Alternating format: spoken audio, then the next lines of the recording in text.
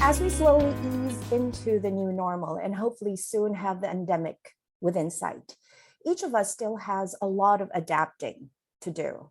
These past 2 years, though, witness our resilience as individuals and as a nation.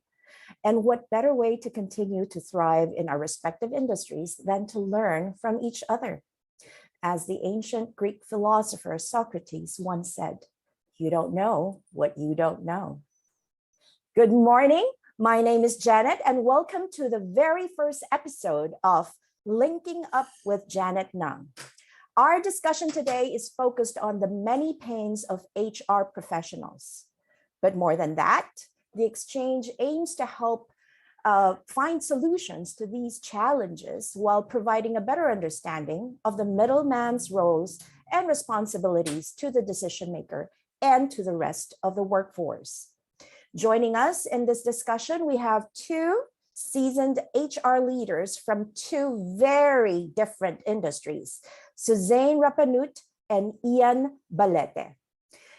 Let me give a brief introduction to our distinguished guests. Suzanne is known for her passion for growing people and business and talent strategy and culture strategy. She started her career in banking, where she honed her sales, service fulfillment, and learning and development skills. She has worked with big banks in the country, including Citibank Cards, Union Bank, East West Bank, and BDO. She later joined Accenture Philippines and Finma Group of Companies. She is currently the head of People and Organizational Development for Luova Education Group, which champions flexible and personalized K-12 education, and ThinkerTech, an education technology company focusing on learning tools of the future for the next generation. Her values and principles are deeply rooted in the belief that focusing on human and knowledge capital is a definite must for any organization to excel and thrive. Ian, on the other hand, is the HR Senior Supervisor for Talent Management at Our Lady of Lourdes Hospital. He finished his Master in Hospital Administration at USD in 2018 and is currently taking his MBA and MHM at Jose Rizal University. In 2019, he represented the Philippines and Our Lady of Lourdes Hospital at the AOTS program on Industrial Relations and Human Resource Management in Tokyo, Japan. He has vast experience as human resources practitioner with a demonstrated history of working in the healthcare and energy industries. Ian's favorite quote is from Simon Sinek: "Dream big, start small, but most of all, start." Let's give a warm virtual welcome to our guest panelist. You can use the emojis in the reaction panel. Ayan. So welcome, Suzanne and Ian. It's a great morning to start this discussion, isn't it? It is. We're super excited to be here, super pumped that this is live streamed. So yeah, we hope that everyone would be getting a lot of insights on the HR field and on the businesses as well. Thank you for having us. Of course. Ian? Magandang umaga po sa lahat na tuned in dito sa Zoom webinar na ito. And also, like Suzanne, looking forward to share insights and also to gain insights from this session. Wonderful. Now, before we start our discussion, I'd like to give a few FYIs and reminders to everyone. We are live streaming on our Facebook page, and this session is being recorded and will be uploaded and published on our YouTube channel.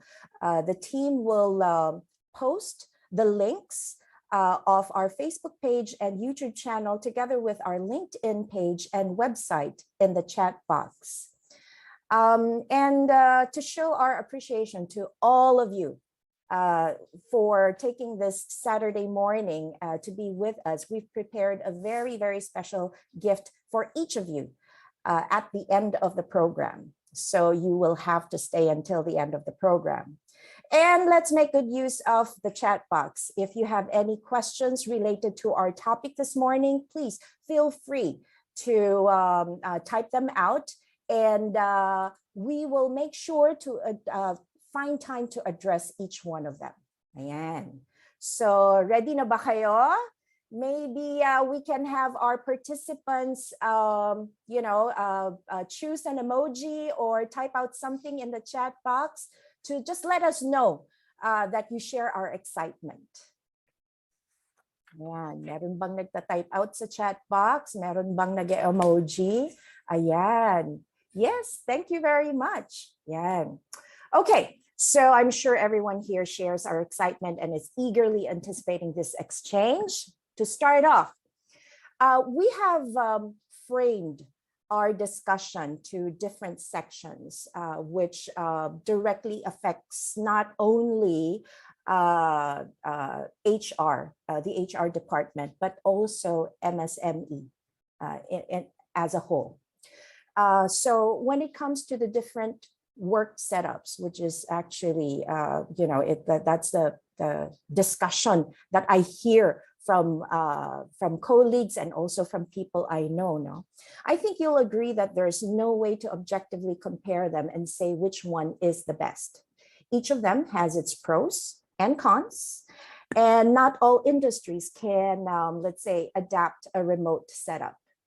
That's why I wanted to ask, now that you've experienced a new work setup, one that's different from how you normally operate, what do you think are the pros and cons of the two, remote and physical? Maybe we can start with Ian. Okay, so sa Lourdes Hospital, since majority of our workforce ay mga medical frontliners, especially nurses, medtechs, among others. So hindi namin talaga na-adapt yung work from home setup. So what we did was to strengthen yung reinforcement ng health and safety protocols sa workplace.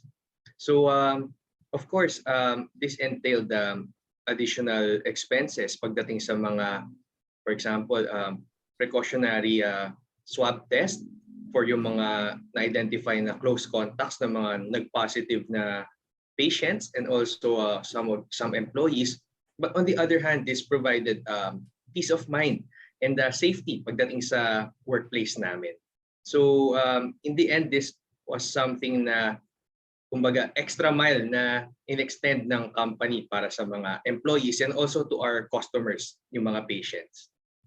So yeah, a hospital can never close down, right? How about you, Suzanne?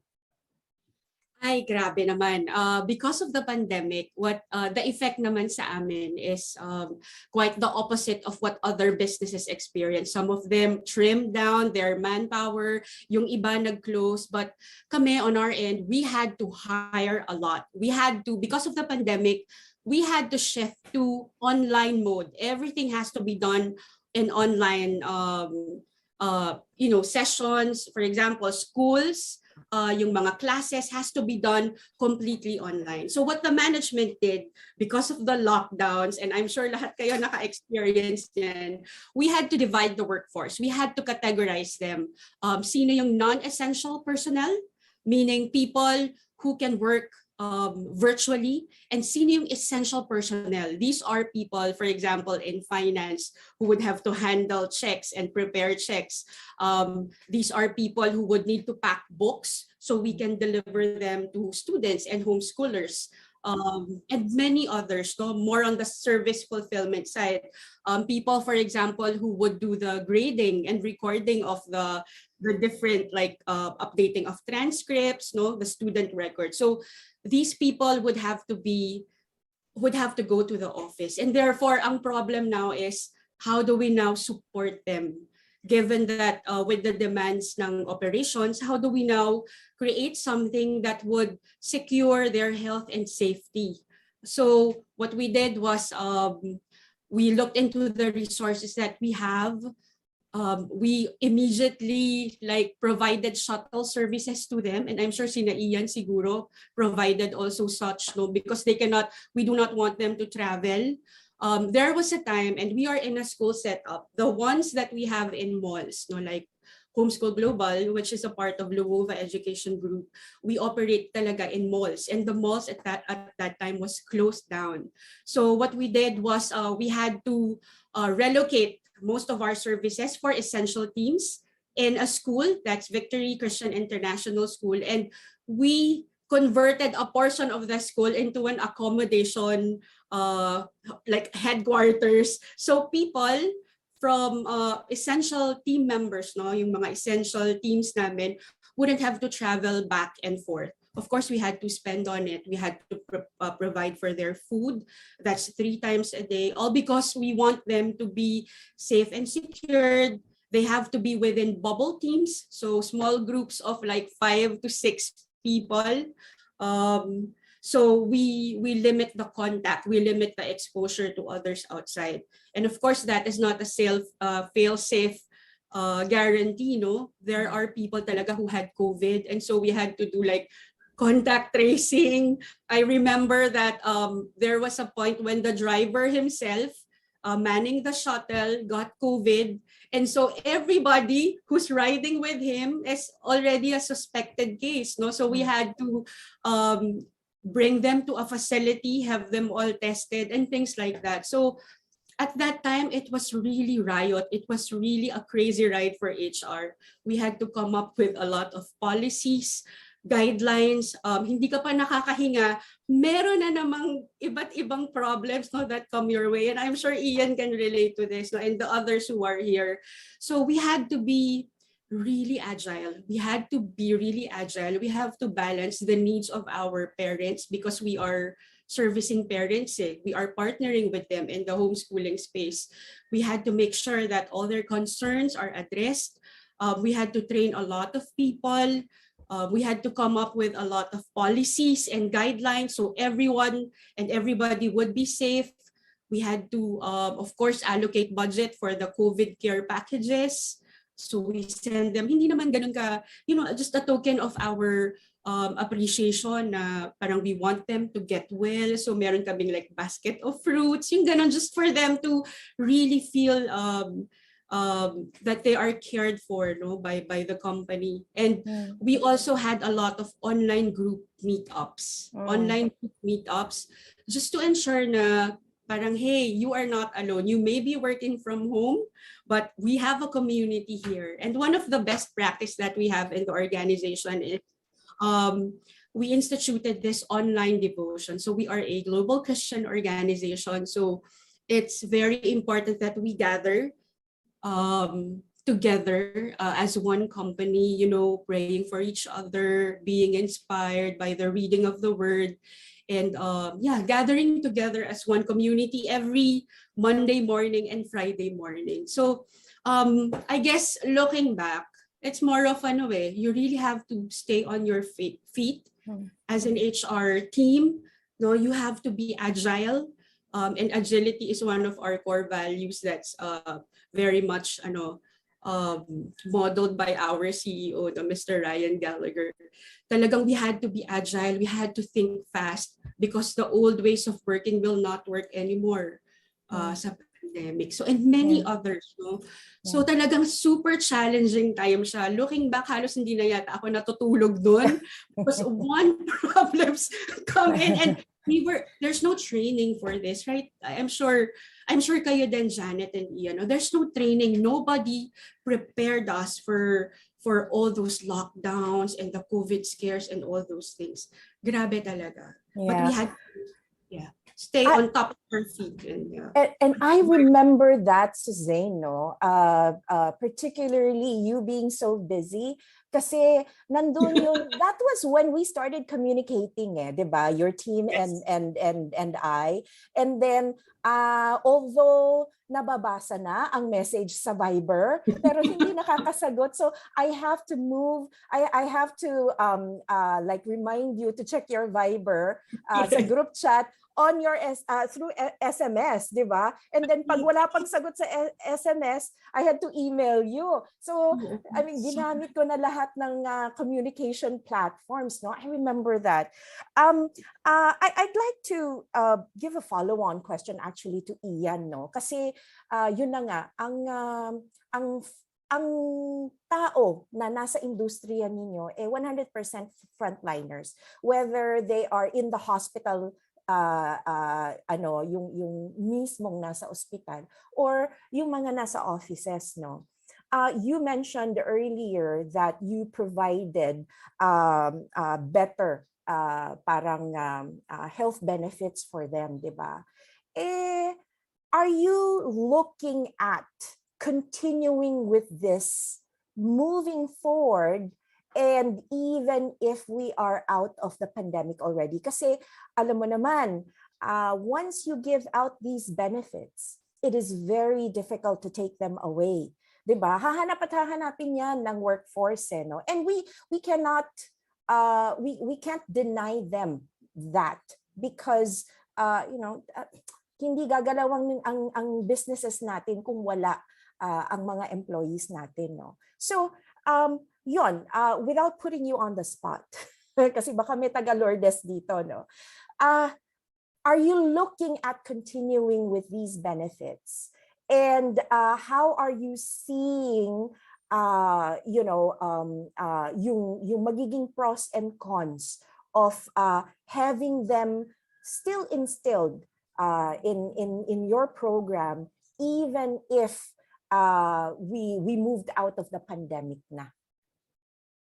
Yes, aside from what I mentioned earlier, na i-strengthen namin yung implementation ng health and safety protocols, like what Suzanne mentioned, nag-add rin kami ng mga additional benefits, like nagkaroon din ng shuttle service, nag-convert kami ng ibang floors ng hospital and clinics into quarters, lalo na ng mga kasagsagan ng ECQ, MECQ, yung pahirapan talaga yung transpo, uwian, and we also provided yung free meals din kasi wala rin mabibilhan yung mga empleyado. And also, since meron naman kaming company doctor and other doctors within the company, isa sa mga nangibabaw talaga na concerns during that time were yung increase in cases of mental health concerns. So isa rin yun sa mga in-address namin with additional benefits. And it's something na we look forward to continuing even habang nag-dwindle na yung cases ng pandemic.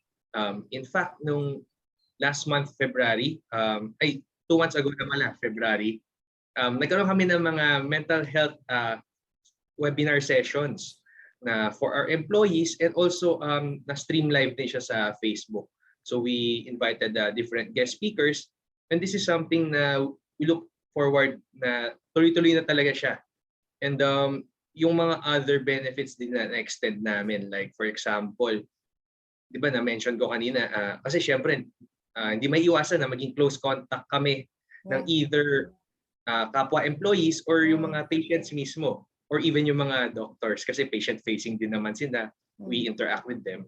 So we entered into a partnership with some of the hotels na malapit sa Lourdes Hospital, and yung kapag halimbawa na-identify silang close contact, ini-swab sila, during that time, it takes 3 to 5 days pa for the swab results to come out. So para may matuluyan muna sila, sagot namin yung accommodation nila sa hotel. And this way also, kapag yung mga nakastay sa hotel na yun, naka-accommodate doon na asymptomatic naman, in a way, makatrabaho pa rin sila. Yun na yung katumbas ng work from home nila. So, yun, kahit pa paano naman, na-minimize yung disruption ng operations. Pero syempre, kapag medyo may symptoms na talaga, hindi na namin pinapatrabaho, rest na muna. And so, it's also something na we see na pwede namin itap anytime yung mga partnerships with the hotels and also yung mga shuttles namin. For example, biglang nagkaroon ng malakas na bagyo, baha, ganun. So, pwede ulit namin itap yung mga yun pag hindi makauwi yung mga employees. So, yeah, naging useful yung partnerships na nakuha rin namin during the pandemic. And yung mga benefits na yun, is something na will always be there na pag kailangan namin. Oh, that's good to know. That's good to know. FYI sa mga taga Lourdes na nakikinig, no? So alam niyo na. Ian, the industry that he is in has the advantage of tapping into their own resources for helping them out. Parang support system para sa mental health tsaka physical well-being ng mga employees nila. Kasi they have the doctors, they have the facilities, no? So hindi nyo na kailangan to look very far, no? Sa inyo, Suzanne, because you're in the educational industry, syempre you don't have that advantage, no? And I'm pretty sure kapag ka safe na, you'll be transitioning back. Well, I'm looking at it that way, with all those who did not transition to who did transition to a work from home, you'll be transitioning back, no?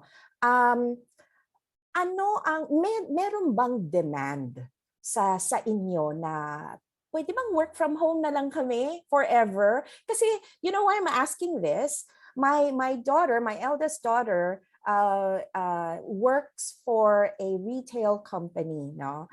And she is one of the department heads, no? And recently they got an announcement na, by this time we're expecting everybody to do work from home. Puro mga millennials tsaka Gen Zers. So there was nagkagulo sila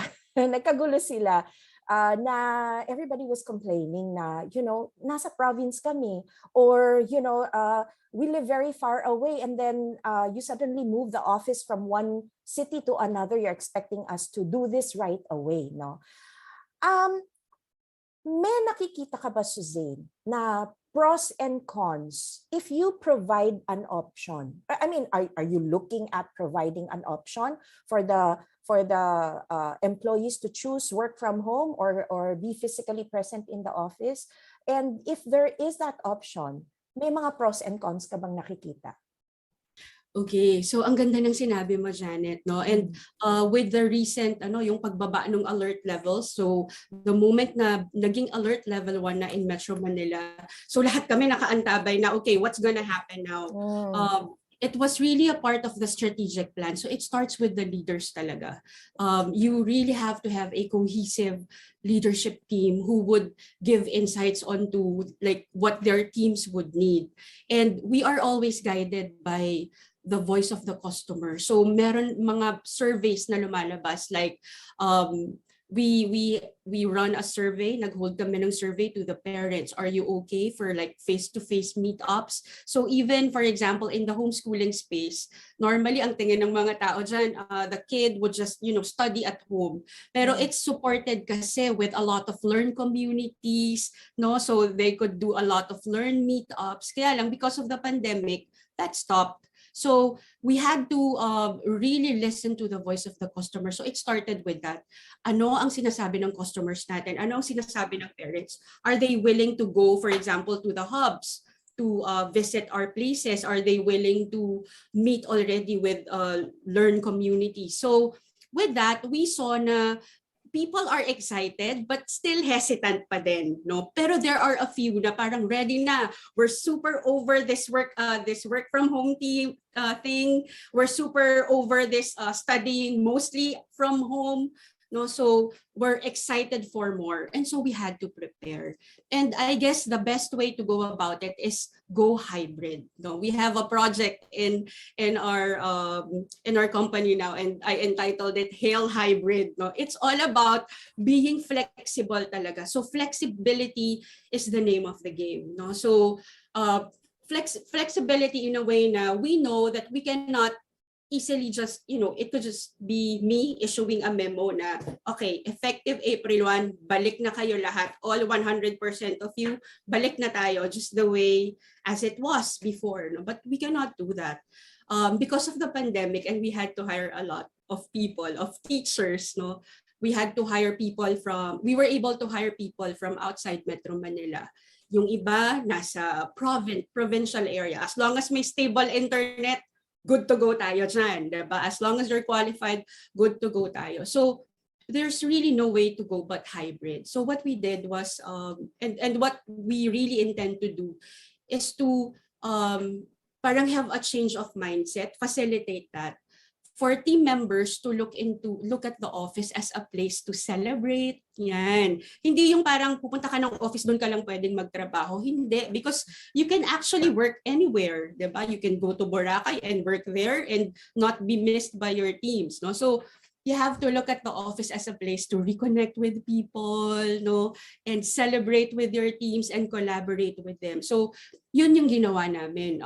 We allocated several spaces in the school kasi yun pa lang yung open yung school grounds, and it's a big area, no. It's 2 buildings na magka-adjoin together, no. So we had to allocate of course budget for that, so binihisan namin, we bought couches, yan, mga sofa, so it's gonna be, and we took pictures of it, something colorful, no, so they would be excited to go back to the office, but on a voluntary basis. So first we talked to the department heads, and you would really see hesitations also na, is it really safe to go back na, okay na ba, no? But we had to talk to them and say, this is our direction, we cannot work from home forever. Kasi meron tayong mga parents that we support, and if they are ready, we should be there to hold their hand and help them. So yon, so we had to talk to them and talk to their teams. Sabi namin, in your meetings, i-implant nyo na sa mga minds and hearts nila na this is gonna happen. So what we did, meron kaming parang booking facility, Excel sheet lang to, Google sheet lang, para-paraan lang people, no? You can book, we said, you can book these collab zones. So merong mga collaboration zones. I-book niyo siya for your team so you can see each other in a safe space. There's free coffee, free snacks, and everything. So far so good. And I think it's working for us. No? Now, when it comes to like what you said, Janet, yung mga medical benefits, it's true na nahirapan talaga kami. We had to, before ang medical benefits namin are handled by HMO lang. Whatever the HMO is providing, yun lang. Parang nakapako na kami doon. It's really a canned product. But we decided that we want to go, we're after the flexibility. We're after the flexibility. So we went FlexBen. Let's go FlexBen. And what we did was we retained whatever the HMO is offering us. We added reimbursables, no? We added reimbursables like optical, dental, up to a certain amount, and then medicines, prescribed medicines. And we got a vendor from outside who could supply us the service of teleconsultations. So people, our team members, wouldn't have to go anywhere else or go to a clinic, which is scary, or go to a hospital, iyan na nakakatakot, diba? When you go there, parang you're putting yourself and your family, then laging may risk na ganon. So telehealth what do you call this, service, no? So we partnered with them, and of course yung mga insurance benefits yan, parang what will happen to me, kasi there are people passing on, diba? Parang what will happen to the family. So kailangan sagutin natin yon as an employer with a heart, right? We had to take care of them and their family, and this is where we looked into Janet's services, and nako, we were so happy. And as the team grows, lumalaki din kasi yung mga nabibigyan ng benefits na ganito. And we also have like part-timers in the organization, and we enrolled them as well. It's not just limited to full-time people. So the thing with flex benefits, it's mahirap. Everything has to be like managed by the HR team, but it's fulfilling because we are not canned. Hindi kami kung ano lang yung sinabi ng isang company that we partner with, yun na yun. So looking back now, we also offered like laptop loan programs, ganyan. So kasi everything is online. So if the team members would want, for example, a certain model of laptop. We also provided it to them. That's part of the flex benefits or education incentive programs. No? And I'm super grateful that I had to align with our leadership and our management na supportive naman. No? As for like yung mga mental health, we're getting there. What we did is, get speakers then who would talk about stress management and handle all these fears. We also, parang naglalabas kami ng Wellness RX. It's like a magazine. Parang school lang, no? Parang may school magazine or school info. So, but this one is focused on wellness for the body and the soul, which targets emotions and the mind and the spirit, of course, because we as Filipinos, we are very much into our beliefs and our faith. Now, that's something special about us, diba? So it's more of growing community, small groups. Pero yung with the pandemic, talagang it's really the health and the safety, securing them, and yung psychological safety as well. Now, whatever happens to them, since they're reporting to the office, especially for essential team members, parang they're secured also, and their families also are secured. So this is something that we looked into, Janet. Wonderful. Thank you. Thank you for that. What I loved about what you said is to listen to the voices of the customers. And I think Joey commented on that in the chat box. No, alam natin, for a business to grow, the people, the individuals involved in that business are not only the employers and the employees, but also the customers. So in a way, they are also involved in how we decide on, the strategy to move forward with our business. No, now, yes, you do not have the advantage that a hospital has with regards to health benefits. However, you can tap into vendors. And then I know the location of your office, it's huge. So you can accommodate, coming up with extra spaces for, yung katulad nung sinabi mo, collab zone, and a place to celebrate, a place to reconnect, no? Kasi kailangan mo rin ng physical space doon eh. However, I think one thing that is very important to us, no, if we aim to grow our business, whether we are still half working remotely and physical, or 100% reporting to the office na, is our Wi-Fi connection here in the country.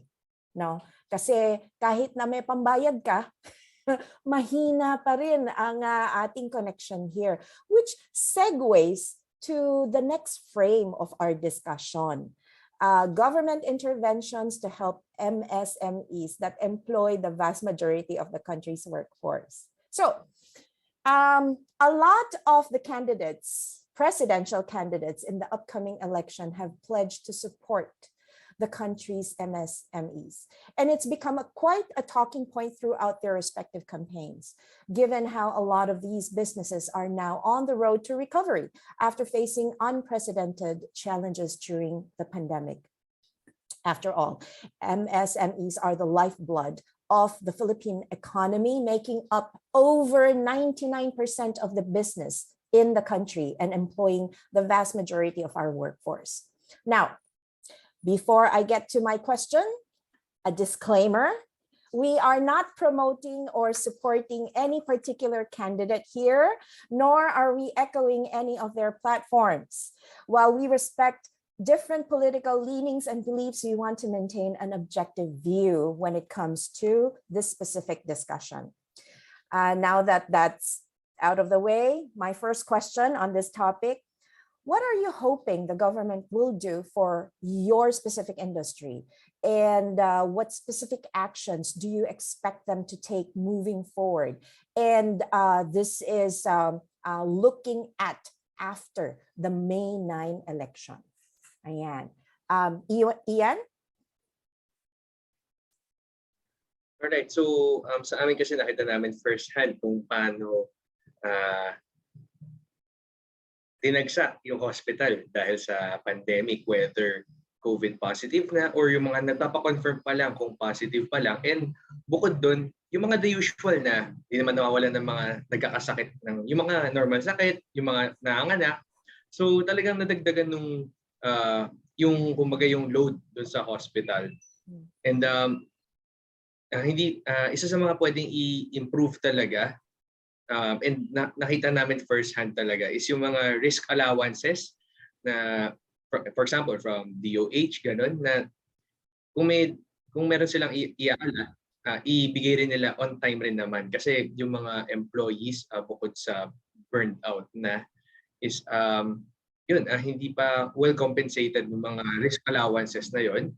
And also naging problem din is yung for example sa mga nag-COVID positive na employees namin is yung pag nag-file sa SSS, hindi rin ang bagal ng reimbursement. And also pati sa PhilHealth, yung mga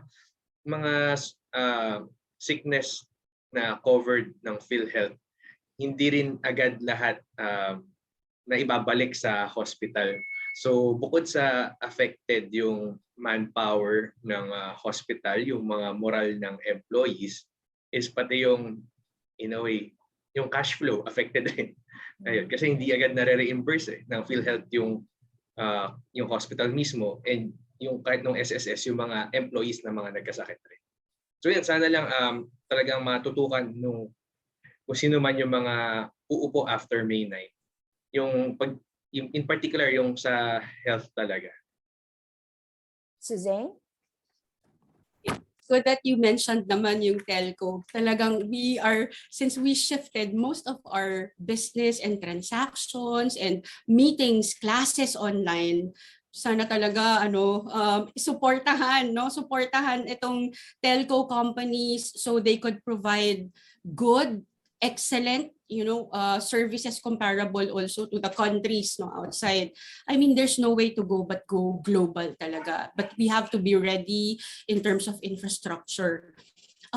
We are in a group of company setting, so there are times na alam mo yon, we also have to establish businesses, we have to arrange papers.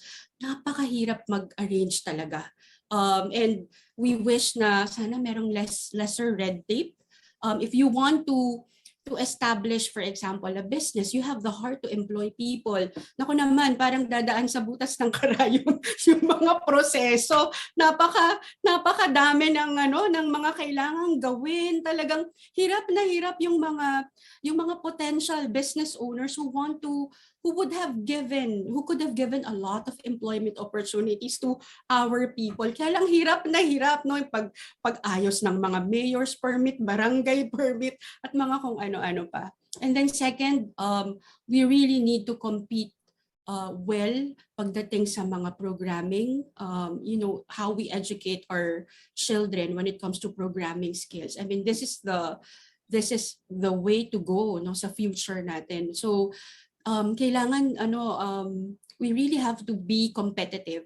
We have to regulate, for example, education, or we have to look into the things that we teach our kids in the K-12 space, make sure that they are ready when they graduate, at least ng senior high, so they are fully equipped and can compete globally. Kasi the world is getting smaller na because of this pandemic, it highlighted that. So they should be equipped paglabas nila ng mga schools. And maybe, for example, fiscal support also, like if you're a small or medium-sized enterprise, baka tax breaks would be a good way to help these business owners na hirap din and nagso-struggle, right? Benefits, maybe special benefits that could be accorded to them. So they could be supported to grow more and employ more people. I mean, it's a win-win situation. And siguro the local government naman would have to look into several policies and practices. Like in our case, most of us are working from home. Konti lang yung mga nasa office. Pero we're still required to do our APE. Mandatory ito, so we can renew the business permit. May mga ganon. We had to, syempre, secure yung sanitation permit para maka-renew ng business permit. Pero ang tanong is, naka-work from home siya, naka-work from home tayo. Is that really needed? No? So we have been coordinating with our local government na, is this really a need? Baka naman pwede niyong i-push back yan. Yung mga ganon, kasi what's the logic to it? You will be subjecting our people to have APE to get the sanitation permit. Yung ganon, yung mga ganong tipo when people are mostly working from home. So something to think about. I know that they are doing their best, no, and nobody trained them as well for what has happened, and they are people too, no. That's why we have to pray for our leaders talaga and our government officials, kasi there are also people like us, no, so they need also our support and feedback. So yung mga ganon, may mga wish list kaming ganon na support the small to medium enterprises, yung mga budding businesses, and really have focus on yung mga tech programming skills, no, more on technology for our children, the next generation Filipinos and leaders, no, who can compete globally. Yeah, thank you. I am guilty of wanting to find a better future for my children, and I am sure a lot of parents here are the same, or kung hindi man kayo parent pero meron kayong pinapaaral, no, dependent na pinapaaral, no.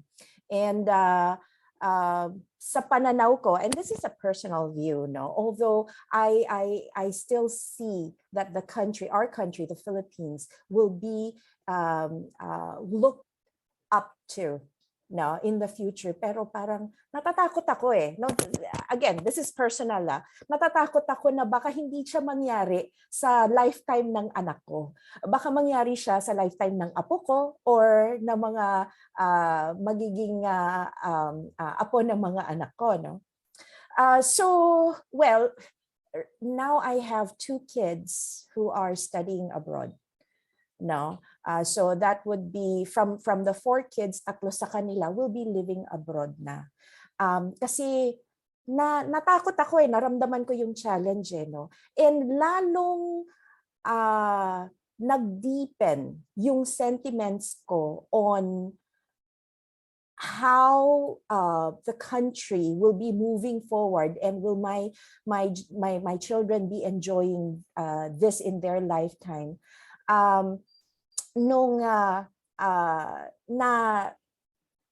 nakausap ko yung iba-ibang kliyente ko from iba-ibang sectors or iba-ibang industriya, no. Kasi kapag nagkukwento ang mga decision makers or HR na kausap ko sa akin, ang focus lagi is kulang ang binibigay ng gobyerno Kawawa ang empleyado namin kami, ang maitutulong namin hanggang dyan lang, because you know what? There are other areas of the business that we have to allocate our funds to, that we have to devote our time and attention to, no? Ang negosyo, maraming sektor yan na, or maraming section yan na kailangan pagtuunan ng pansin. So when I got to talking with these individuals, ako kasi my personality kasi is problem solver kaagad. Kahit sino yung kausap ko, okay, we found the problem, we identified the problem, let's find a solution to it. And what I help them design are benefit programs that are kind of out of the box, no? Pero it has to be one step at a time. Hindi siya pwedeng lahat yan ibibigay natin sa workforce 100% ngayon, now na. It can't be done that way. So it has to be one step at a time. Isa na doon ang HMO, no? And then I help them create, and I've talked to you, Suzanne, about this, and I've also talked to your VP in Lourdes, Ian, about this, no, is to come up with a loyalty rewards program providing monetary benefits, no, to employees who have tenure, who are high performers, with the promise that they will stay with your company for a given number of years, no. And also, actually ang retirement program natin dito sa Pilipinas, yung wala tayong tulad nun sa ibang bansa na it's mandated that you deduct a certain amount. And nakakaawa din sa employee if you deduct that amount, especially for our yung mga nasa rank and file, wala na halos natitira kasi there's the SS, there's the PhilHealth, and then there's the what we call the now the term slipped my mind, no, pero meron tayong retirement program here in the Philippines, but it's not mandated and it's not it won't work because of the limited income that our employees have, no. So that leads me to my next question, kasi ako may nakausap na ako and I've provided these as solutions. And with many of these business owners and HR heads, no, they moved forward with the programs that I recommended. Alam natin na kapag aasa tayo sa gobyerno, based on past experience, kahit sino pa yung umupo dyan, mabagal. Mabagal yung pag-usad ng mga improvements na makakatulong sa MSME, no. What if we put all these into your hands, no? What can the MSME business owners and the HR, no, collaborate on and do to help your employees? Kung may magic wand kayo, na wag naman yung imposibleng mangyari, no? Pero kung may magic wand kayo na pwede tayong gumawa ng program para ma-meet, ma-address yung mga kailangan ng mga employees natin, what would be it? Suzanne, you want to go first? Parang sa sobrang dami kong naiisip, parang parang saan ako mag-umpisa, but health benefits really kailangan ayusin, and I know you can relate to this, Ian. We really have to have some sort of partnership na parang people would really feel secure that they will be taken care of, that we would have enough good services for the country. Nakakainggit di ba? When, for example, my parents live abroad, kita ko yung difference talaga. The way they do services abroad and then versus us. Of course, we could always reason out that this is a third world country, malayo talaga tayo sa kanila, but I think the care is there. It's just maybe fund allocation would really help, no? And I like also what you talked about, Janet, yung about retirement. It's mostly helping them. I don't know how we could do it, no, but they should be parang if you're already like 60 or 60 on your 65th year, yung parang you would really look forward to something because salamat na lang meron na at least yung mga senior citizen discount, di ba? Dati wala niyan. So that's kudos to the government, no, for that naman. Nakakatuwa na merong napapasan na laws. Maybe more of that, particularly to the taxpayers. I mean, the people, sometimes pag tingin mo ng payslip mo, ito na lang yung natira. Anyari, saan napunta? And then you would just have to reason na, okay, ito yung napunta sa mga tulay, sa mga medical benefits that the government has. Pero where it really matters, no, maybe putting more money into the pockets by looking into the people who are currently giving most of the taxes. Sino-sino ba itong mga to? Most of the time, middle class So, an exception of some sort naman. Ayaw naman natin na hindi magbayad ng tax. I mean, that's very important. But not naman yung sobra. Diba? We know that our leaders in the government also need funds. No? But pag naman, kawawa naman yung mga people, no, na pagdating ng sweldo, ang laki agad ng tax, especially with the trade, no? And yung retirement benefits talaga na parang you're excited to reach your 60th year or 65th year and you're not, and when you get your retirement given by the SSS and hopefully, no, yung company kung saan ka nag-work, meron din. But if not, parang there's always that anxiety na, will it be enough? How much will it last, this money? How much would it take me, like 2 years? And with the inflation rate, 'di ba, at like I think 3%, but with the ongoing war, tumaas na eh. The gasoline prices are super crazy. So yung mga ganon na kawawa naman. So on your 67th year, hopefully meron pang natira dun sa retirement. What about on your 68th, 69th, 70th year, no? So yung mga ganon, yeah. I am hopeful that Filipinos now are woke, no? Mas aware na tayo on what really needs to be done. May mga candidates naman na mga magagaling at ang daming pwedeng pagpilian. So we really have to vote wisely, to look into the sector that brings in the most taxes, the employees. Give us a break. Give us a break. And baka may benefits na pwedeng maibigay pa sa atin, no? Especially towards retirement.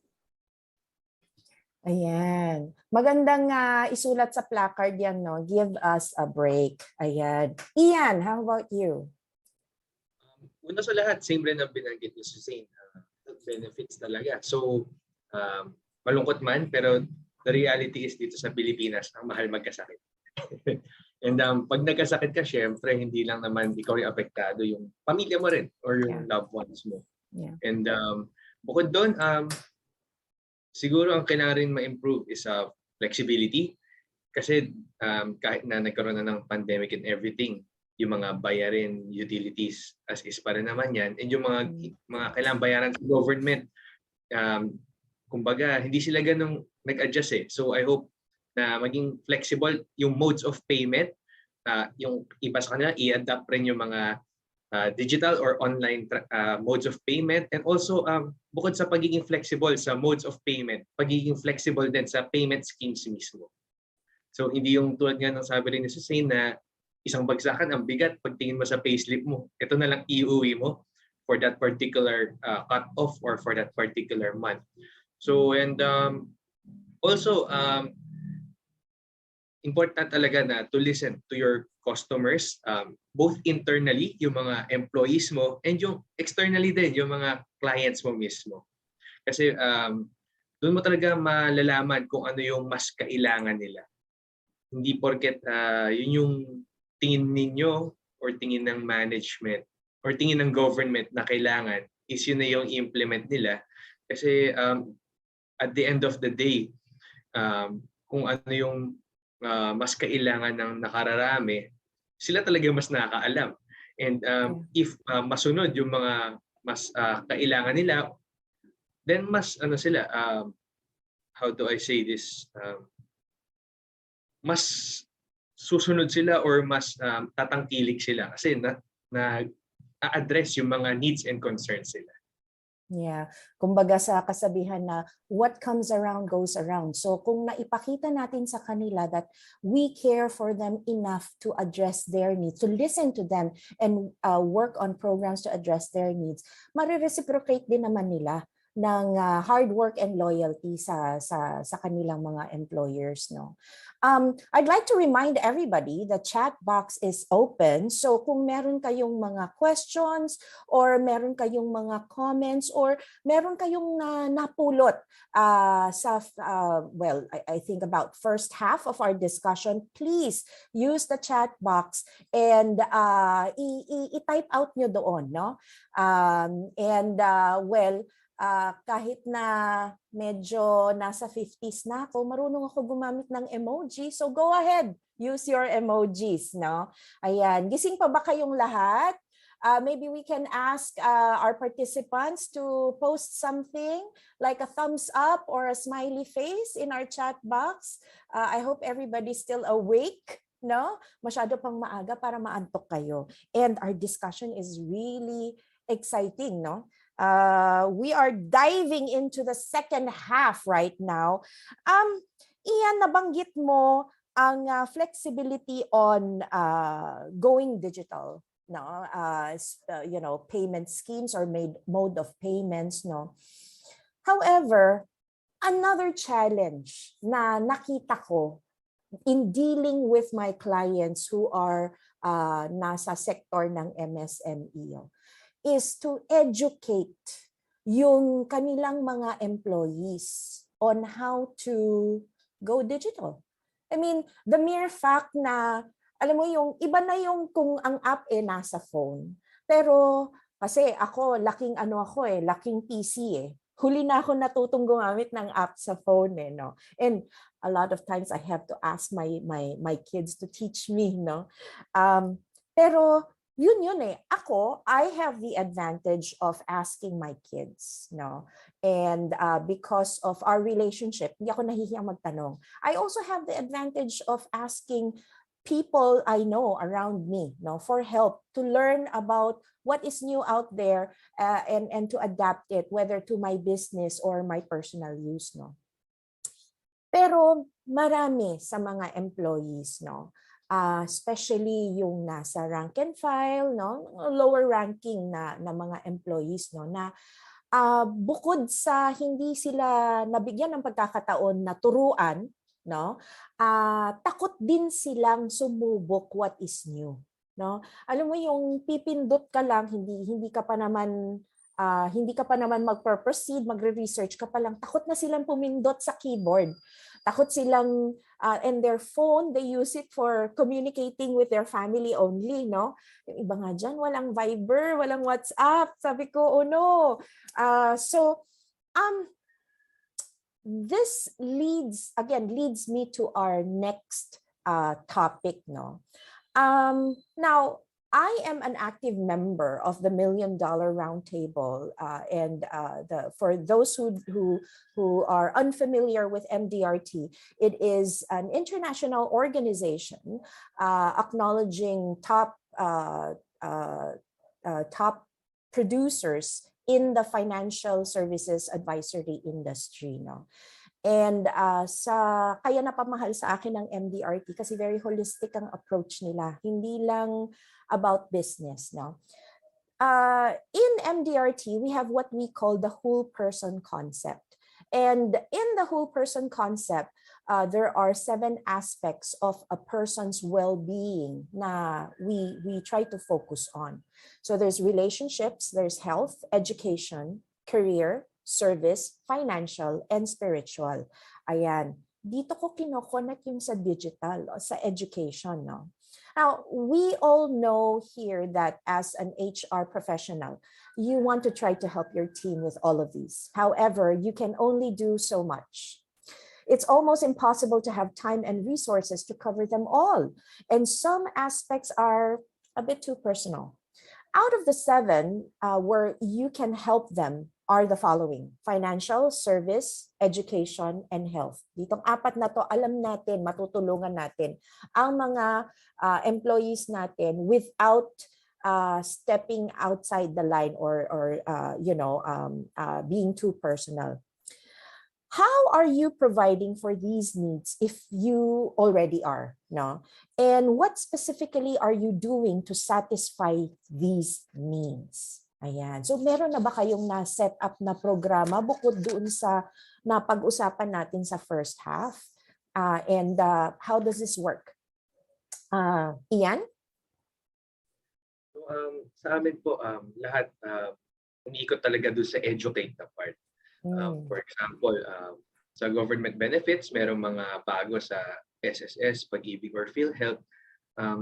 We do what we call a Comp and Ben Caravan. So we go around to the different departments, we educate them kung ano yung bagong services na to, and then kung ano yung benefits nito, and if you don't avail, what you'll miss out on. So para makita nila yung how to do it, the pros of doing it, the cons of doing it. And this is not limited to Comp and Ben. For example, sa amin sa recruitment, before traditional recruitment, face-to-face interviews, and paper exam, lahat. So yung pandemic naging game changer talaga. So we had to explore and make available different options sa pag-i-interview. Meron ng online, virtual, so pwedeng via Zoom, via MS Teams, via Viber, or also via phone call din. And yung mga assessments namin ngayon is also online. Nagsasend lang kami ng link sa mga applicants, and then kapag tapos silang sumagot, lalabas agad yung resulta. So in a way, at simula, it was additional work for everyone. And like another example is yung sa pag meron kami mga kailangan i-update sa mga employees, like for example, employee profile update, we do this annually. Yung for example, change in address, marital status, dependents, and so on. Before everything sa amin is in black and white, so hard copy talaga siya. And during the pandemic, make available namin different options. So ginawa namin siyang available via Google Sheets, Google Forms, MS Forms. And then pwede rin magsisend kami via email, no, soft copy like naka-PDF. Tapos bahala na si employee mag-download or mag-fill up, tapos send nila sa amin, kami na lang mag-print. So nakita namin na itong mga additional work na to eventually resulted to faster response times and higher response rates. So at sa simula, these were the pains of HR. Ang dami namin mga naging dagdag na trabaho. Ang dami naming pinaliwanag at pinakita yung benefits nito sa mga employees. Kailangan talaga namin makuha yung buy-in namin, nila pala. But at the end of the day, these pains of HR became the gains of HR. So, di ba nga sabi nga nila, no pain, no gain. So, nakinabang talaga yung buong organization at the end of the day. And yun, so after nung educate na part, doon na kami nag-improve talaga ng mga benefits. Like for example, we partnered with several companies for motorcycle loan, car loan, gadget loan. So this is tied up to what I mentioned earlier na flexible payment schemes. So as long as empleyado ka ng Lourdes Hospital, may special rates ka. For example, sa motorcycles, we partnered with certain brands. Pakita mo lang yung employee ID mo. Magdala ka lang ng COE from our company na empleyado ka ng ganito ng Lourdes Hospital. And ma-avail mo yung special rates not only para dun sa total amount nung i-avail mong motorcycle, for example, but also yung payment schemes. Iba yung interest rates ng installment. So it made it more fun. It made it better to be an employee of Lourdes kasi bukod sa mga bukod sa mga benefits na nakukuha nila sa loob ng kumpanya, meron sila mga nakukuha sa labas ng kumpanya doon sa mga companies na nakapartner namin and naging part of our network. So yun. The creativity has to be there, no? Alam mo, over 12, 13 years ago when I started working with companies, no, specifically MSMEs, no, and I started talking to the HR leaders, no, in these companies, no. Ang buong akala ko, ang trabaho ng HR is mag-recruit at mag-retain ng employees, no? Ang akala ko, ang papasweldo, accounting department na yan. So parang feeling ko, ang gaan pala ng trabaho ng HR. But this proved me wrong. Hindi lang basta-basta to be in the HR department, no? Aside from listening to both ends of the spectrum, kailangan alam mo ang gusto ng employer, anong gusto ng workforce, and you have to also listen to the clients, no? Kailangan maging creative pa kayo in coming up with these benefits na hindi masakit sa bulsa, in a way the employees will enjoy, no? So how about from Luova's end, Suzanne? So what we did naman is yun nga, we like yung MD $1 million round table, nakakatawa with all these 7 aspects na something also that we could note also and do something about moving forward. So with Luova and even with ThinkerTech, we have It Is Well. Okay, so It Is Well is our program for holistic wellness. So we understand that this is a journey, no, and yung holistic wellness is like you don't look at the person or the team member, as an employee lang, as a worker, but you also understand na may family yan, may aspirations yan, may mga ambisyon yan sa buhay, and this is a person also, no? And kailangan ng development, kailangan ng growth, not just hindi yung parang industrial age na tagagawa lang, worker, production. So it's not like that. So it as well as our holistic wellness program for the body, soul, and spirit. So body, natural na dyan yung meron kaming mga pa-Zumba session. So we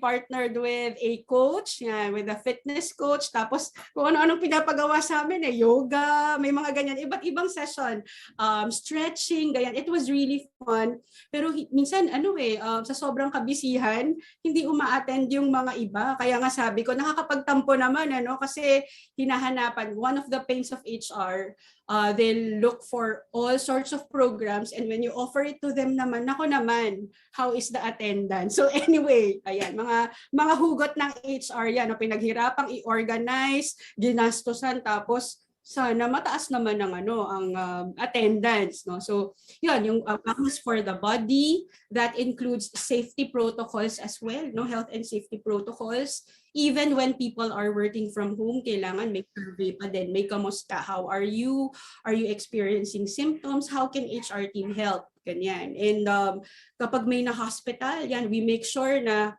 mabilis agad na i-release yung PhilHealth certificate para magamit agad. Yung you really have to show care, and we have, ang dami pa naming kailangang i-improve, no, when it comes to showing care to our people.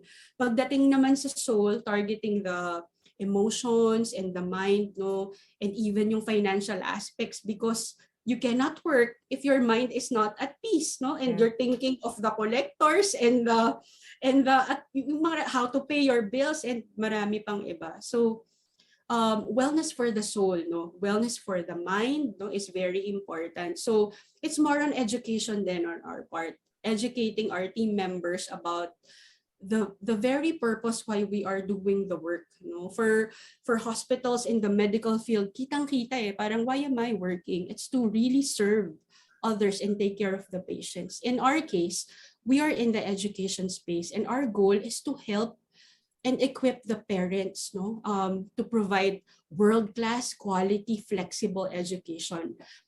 Because of the pandemic, maraming mga parents na na-frazzled, no, na nagpanic, and so talagang lumaki talaga yung enrollment namin, no, and hopefully we could retain them. Nagpanic sila kasi some of their schools are not yet ready for the homeschooling program, kasi parang naging mandated na, homeschooling is the way to go. So because of that, because the enrollment grew, kita rin namin yung tension sa mga team members. We saw how stressed they are, they feel alone, the psychological health also, managing all these things. Wala nang barrier. Like, I could speak for myself. When I have my laptop, when my laptop is open, it's like I'm in the office. Okay?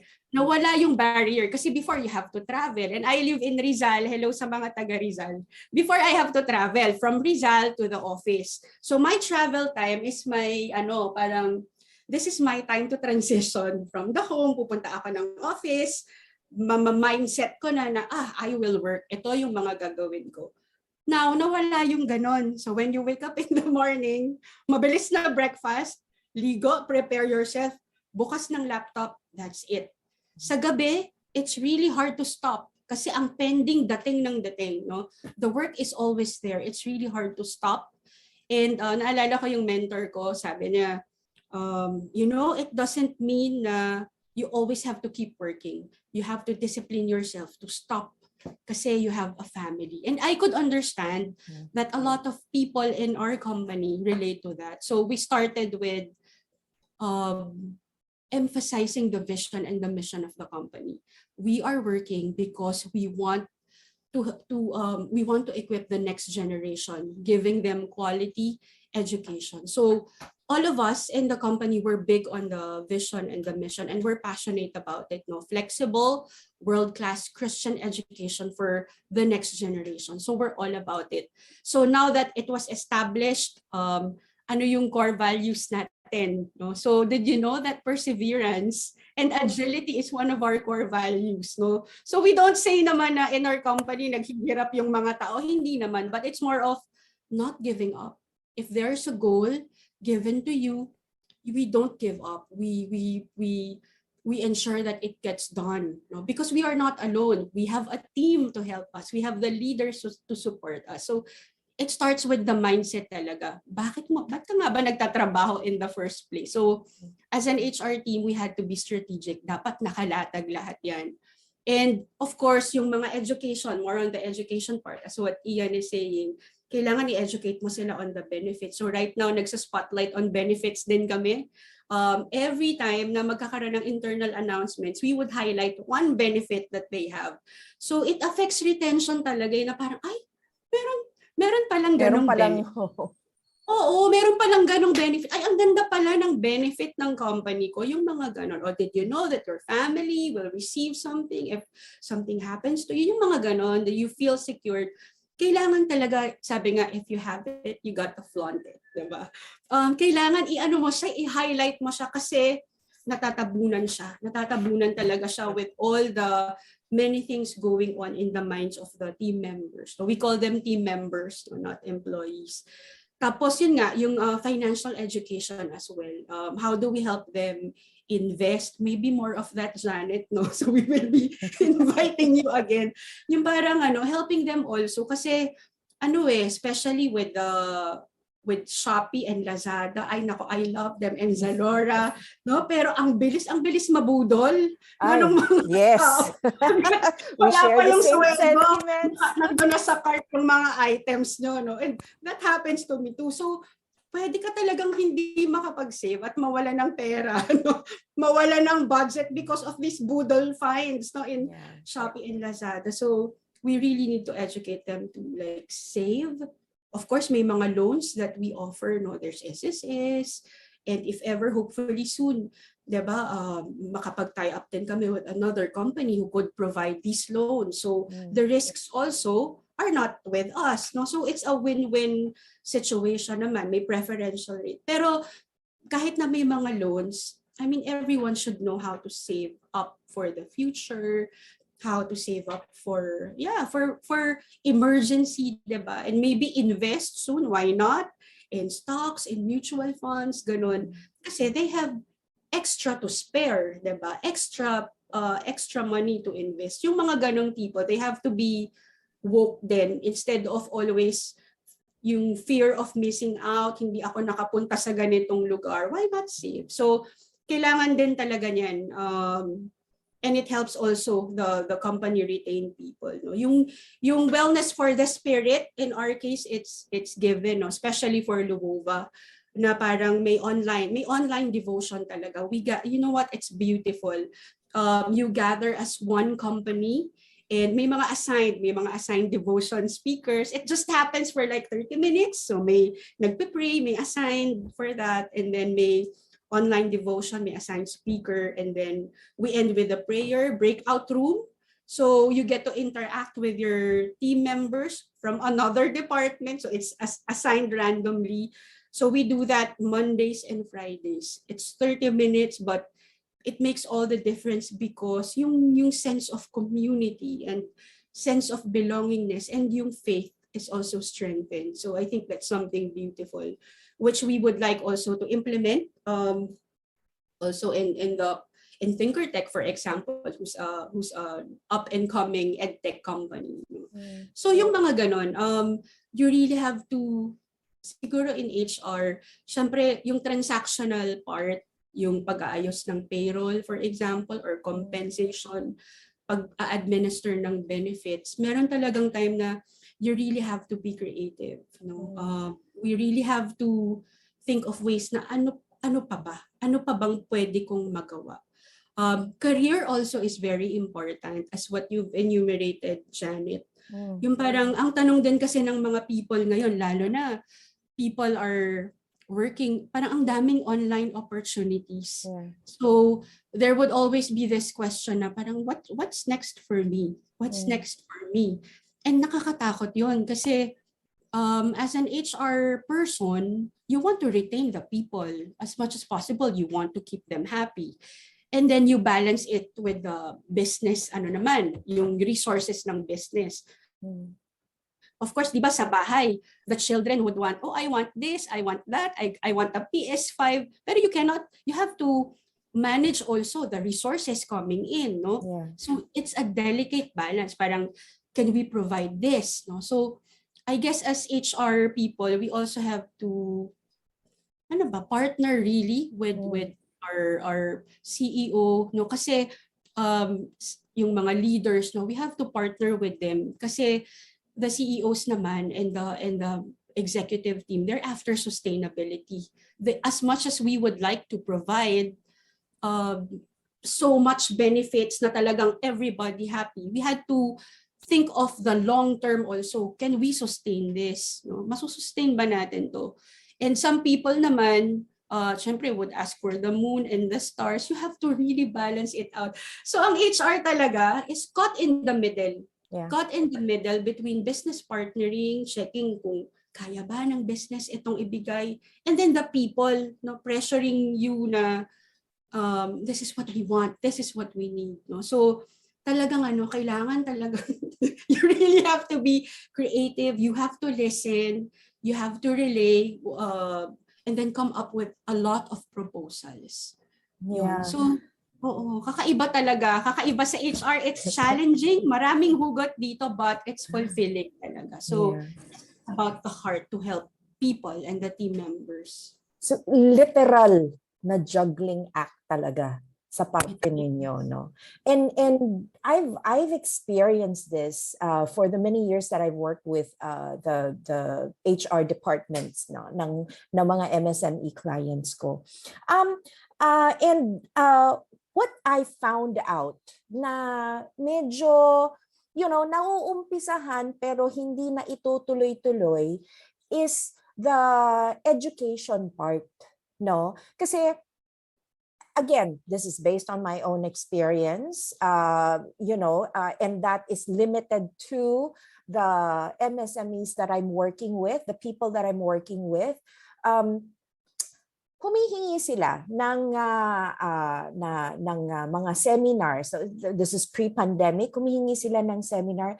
Janet, meron kaming weekly parang employee day that we invite speakers, na to add some knowledge sa mga employees namin, no. And this week it's about finances, no. So can you come over? Can you set aside like a Saturday morning and come over and talk to our employees? Lalong dumami nung nag-pandemic because of Zoom, no. So parang everybody's suddenly available, no.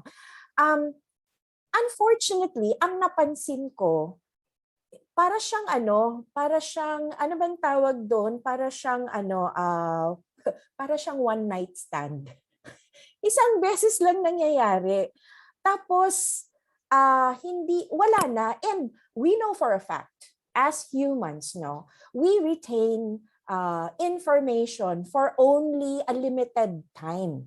Tapos itutulog lang natin 'yon, nakakalimutan na natin. 'Di ba? It's the same with these seminars and webinars, no. Pagkausap ko sila, they get all hyped up.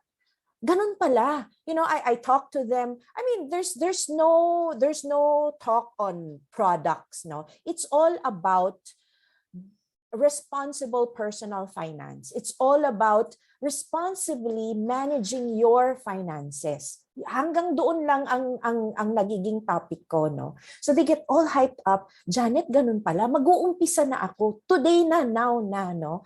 Tapos itutulog nila, wala na. Bukas nakalimutan na nila. Wala na yung fired up feeling of wanting to be responsible with their personal finance, no. Tapos kailan ulit kami magkikita? Next year na naman. So, parang walang nangyari. Now, one thing that I did differently after those first few sessions with different groups, no, and the early part of my career, ang binago ko is the call to action towards the end.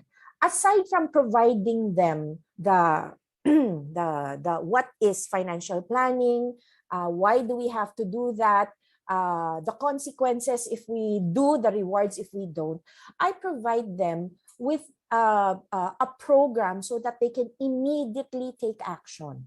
No, and you mentioned about mutual funds, Suzanne. No, that's what we are looking at. No, in our partnership, moving forward with Luova, is to provide the employees with a program to invest. No, the thing is, because of lack of education, again, kulang ang information na nasasagap nila. No? Ang akala nila, pagdating sa investment, kailangan may malaking halagang pera ako. Ang sweldo ko pa lang kulang na sa gastusin namin sa bahay. No? Mag-i-invest pa ako, wala nang natira. No?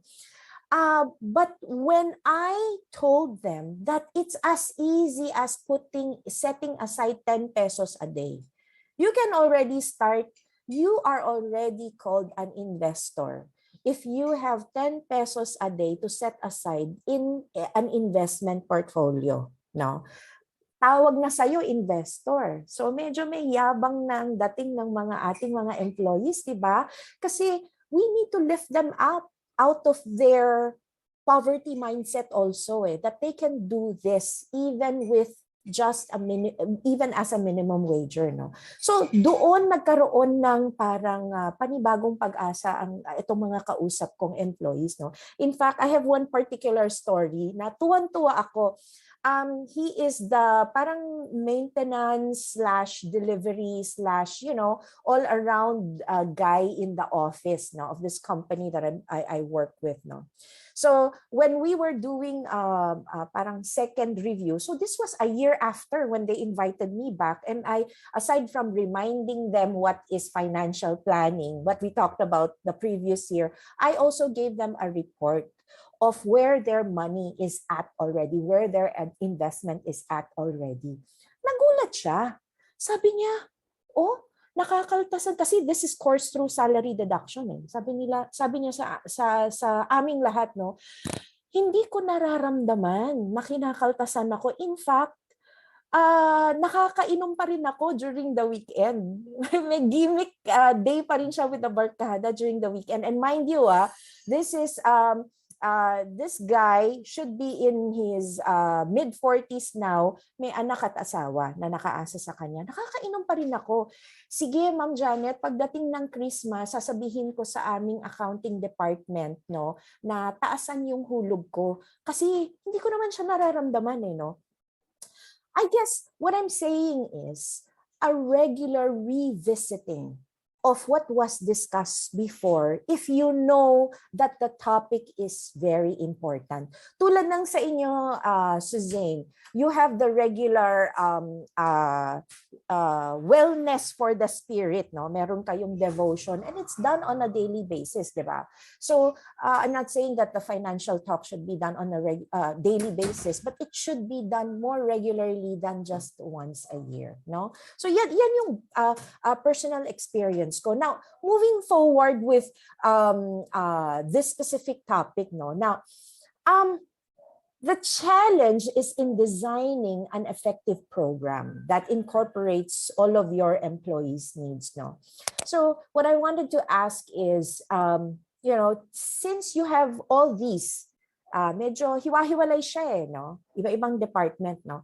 If you can come up with one program that addresses all of them, meron ba? Is this possible to make life easier for HR?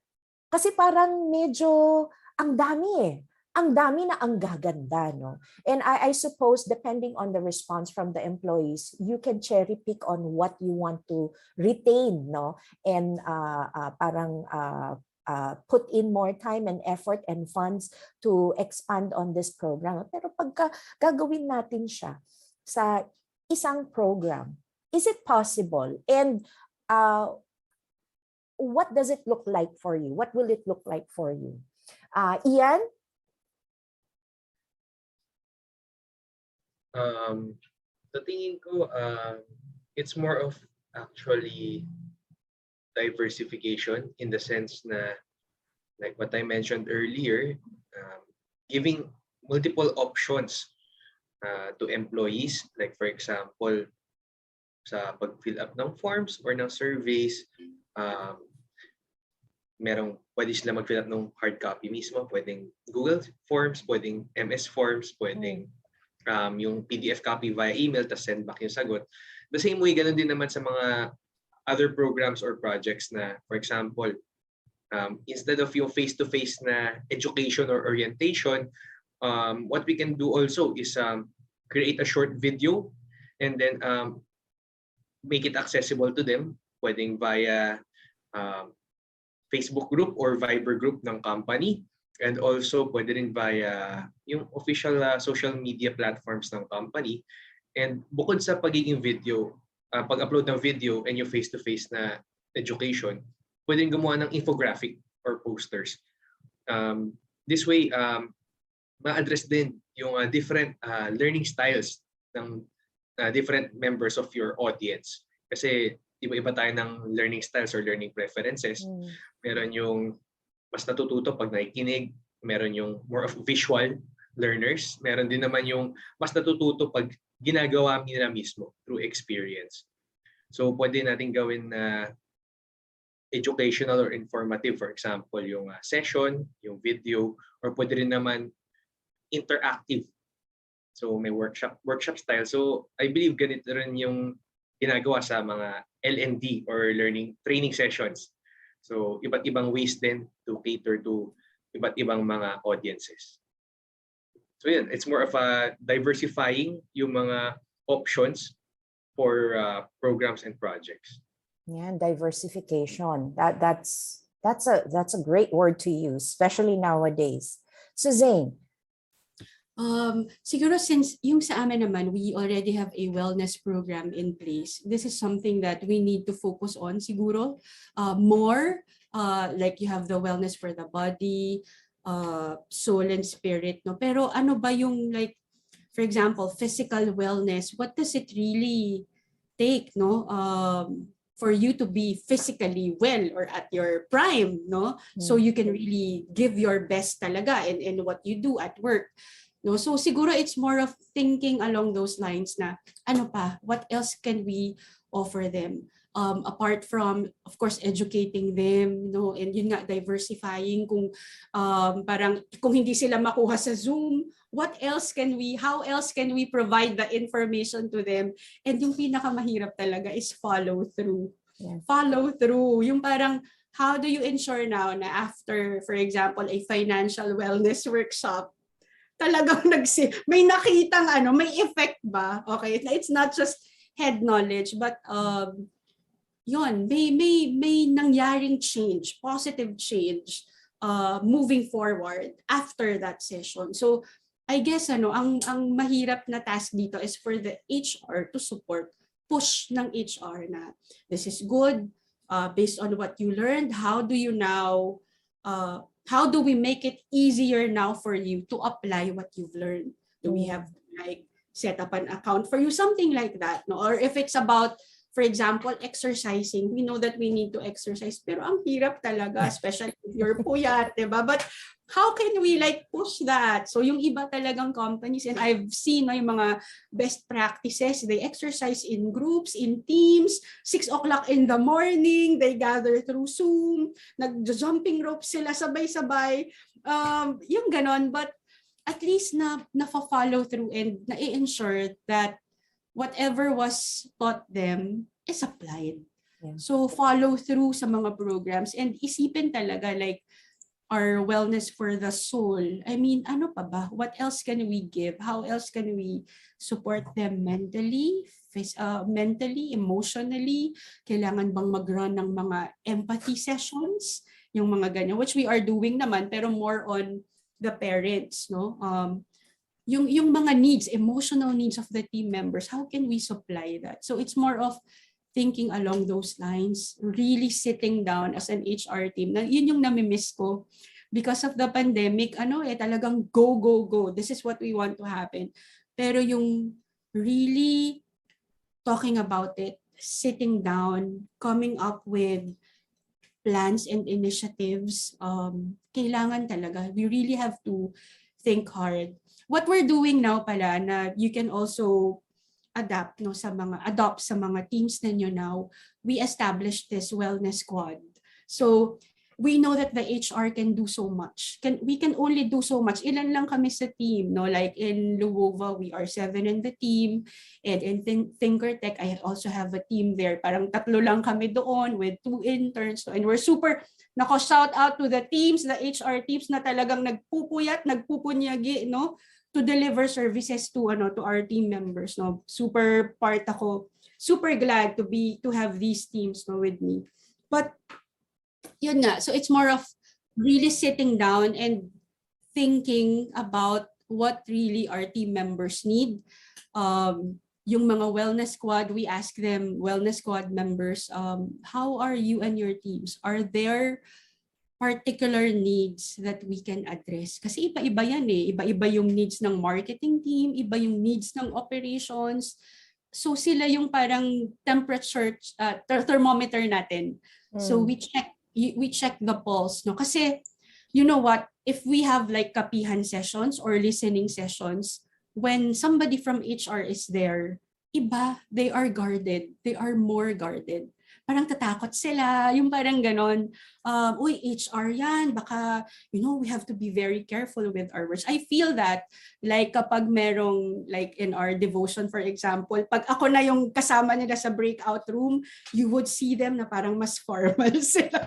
Yung parang ganon. I guess it's an effect kasi kapag nandun yung HR, may HR na kasama, no? So, HR has to be relatable talaga. People should feel na parang, si Suzanne or si Ian, I can reach out to them anytime. I can ask them questions. Dapat nakaka-relate tayo sa kanila. They can relate to us. Accessible din tayo, which is difficult, no? Tapos yun nga, through an extended member, no, because of the wellness squad, we get to know particular concerns of department. And then, ano ba talaga yung need? And then we get to ask for their insights, ideas. Nakakatuwa kasi people are willing to help. And especially if they represent their teams. No? So it doesn't have to be the work of HR lang. Partner with other teams. Kasi it's everybody's priority. Wellness. Kailangan happy yung people when they do the work. They know why they do the work. Happy sila. And they are at their best. No, when they show up sa office every day. Ang hirap nito, no, yung sustainability portion. But HR can do a lot talaga. Yan. Thank you, Suzanne and Ian, for that. Grabe, no? Ang lalim. Tsaka ang lalim din ng hugot, no? Isa sa gusto kong i-point out, HR should be relatable. Diba? Kasi at the end of the day, pare-pareho lang tao rin po, diba? Although you are leaders of your departments, leaders of a very, very important section of the business, but still you are human beings, no? So para sa mga HR na nakikinig sa atin at sa mga nagbabalak pumasok sa career na to, ayan, kailangan maging relatable kayo. In a way, I know saying that you have to be a people person is kind of overrated, and it could be a cliche, but you have to be a people person talaga. Ayan. So we'd like to remind our viewers, no, that we have the chat box that you can use, no. Now, marami na kaming napag-usapan in the hour and a half, no, na exchange na to. We'd like to hear from you. Right now, what tips can you share from your experience in working during and through the pandemic about how to care for the holistic welfare and needs of your employees? Ayan, meron na ba kayong nagawang programa? Kahit na drawing nyo pa lang sa isip ninyo. Sige, please share it with us. We're here to learn from each other. Now, we have one particular question in the chat box, and I'd like to read it to you. Kyle asked, where Okay, sorry. Were there specific benefits that you offered during the pandemic and during this transition that employees responded to very well? And what were they? Now, to add to this, I am curious kasi I don't know about, I'm sure Ian ang inyong age demographic is malayo. I'm sure with that. Suzanne, alam ko ang age demographic ninyo, limited yung mga nasa 40s and up. Karamihan, Gen Zers, tsaka millennials, no? So, to respond to this question from Kyle, no, paano ba nag-react or nag-respond ang mga employees sa mga programs na ginawa ninyo? Answer them based on the age demographic, if that is possible. Yeah. Suzanne, maybe we can go with you first. Okay, actually, because of the pandemic, we really had to stretch ourselves, no, when it comes to coming up with programs. Yung flexible benefits that came up, no, because of the need for us to be flexible when it comes to giving our benefits. So it's something that we plan to have, no, even after the pandemic. It works for us. It may not work for others, but for us, it's working, no, not being tied down by what other vendors offer. So what we did was have a collection of vendors, diba, who partner with us. So it works for us. Natutuwa yung mga team members namin doon. And I guess yung health and safety protocols, every time that they would go to the office, it has to be in place talaga. It's something na I don't see stopping. So nandun pa rin siya, I think, even after the pandemic. And especially if we're dealing with homeschoolers, no, when they go, for example, sa hub or in their learn communities, it will still be there. The health and safety guidelines also. It's something that we also need to establish. Yun. So, yeah, there are a lot of, because of the pandemic, we really had to, mas naging agile kami as an HR team. We had to work closely with leaders who tell us na we need this and we need that.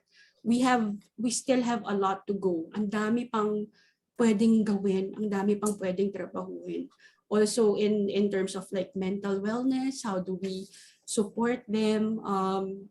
Yun. One of the things that we have launched also is yung small group communities. We now have an online group for women, and we call it the Women's Cafe. These are women in the organization who gather together every Wednesday around 4 to 5 p.m.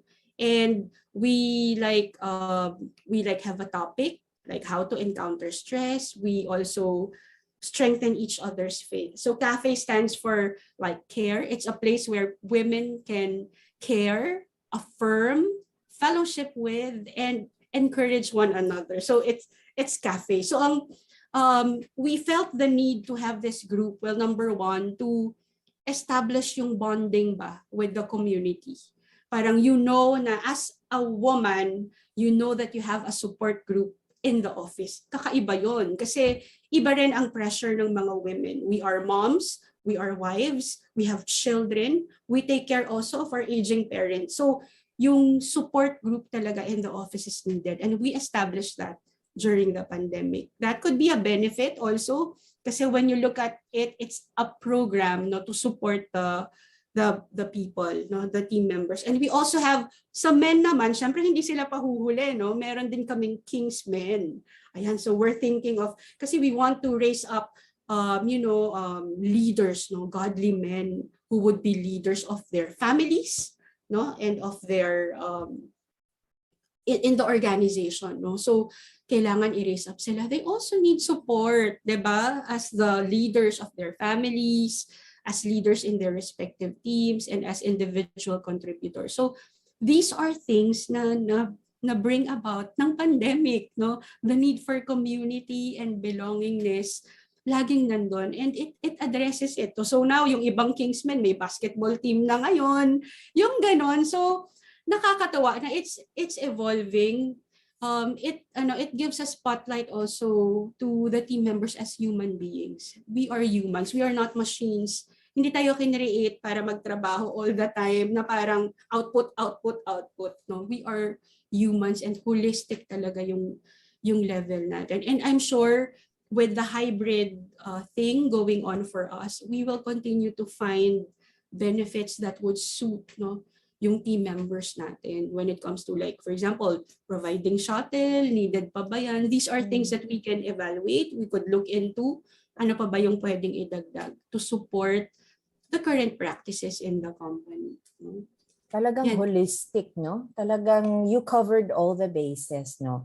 And I think ang nakikita kong maganda doon, kahit na kasi marami sa mga workforce mahiyain, hindi ako marunong yan eh. Puro mga high-ranking officers ang nandyan, ayaw kong sumali, no?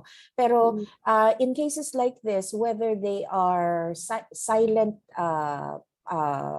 participants or actively engaged in whatever activity there is in these small communities, no, they can be there. No, their presence can pwede silang sumali. Yan. How about Ian sa Lourdes? During the pandemic, we offered new and expanded current benefits that address several categories. So sa health, sa work skills, sa mental health. So isa-isa na lang natin yun.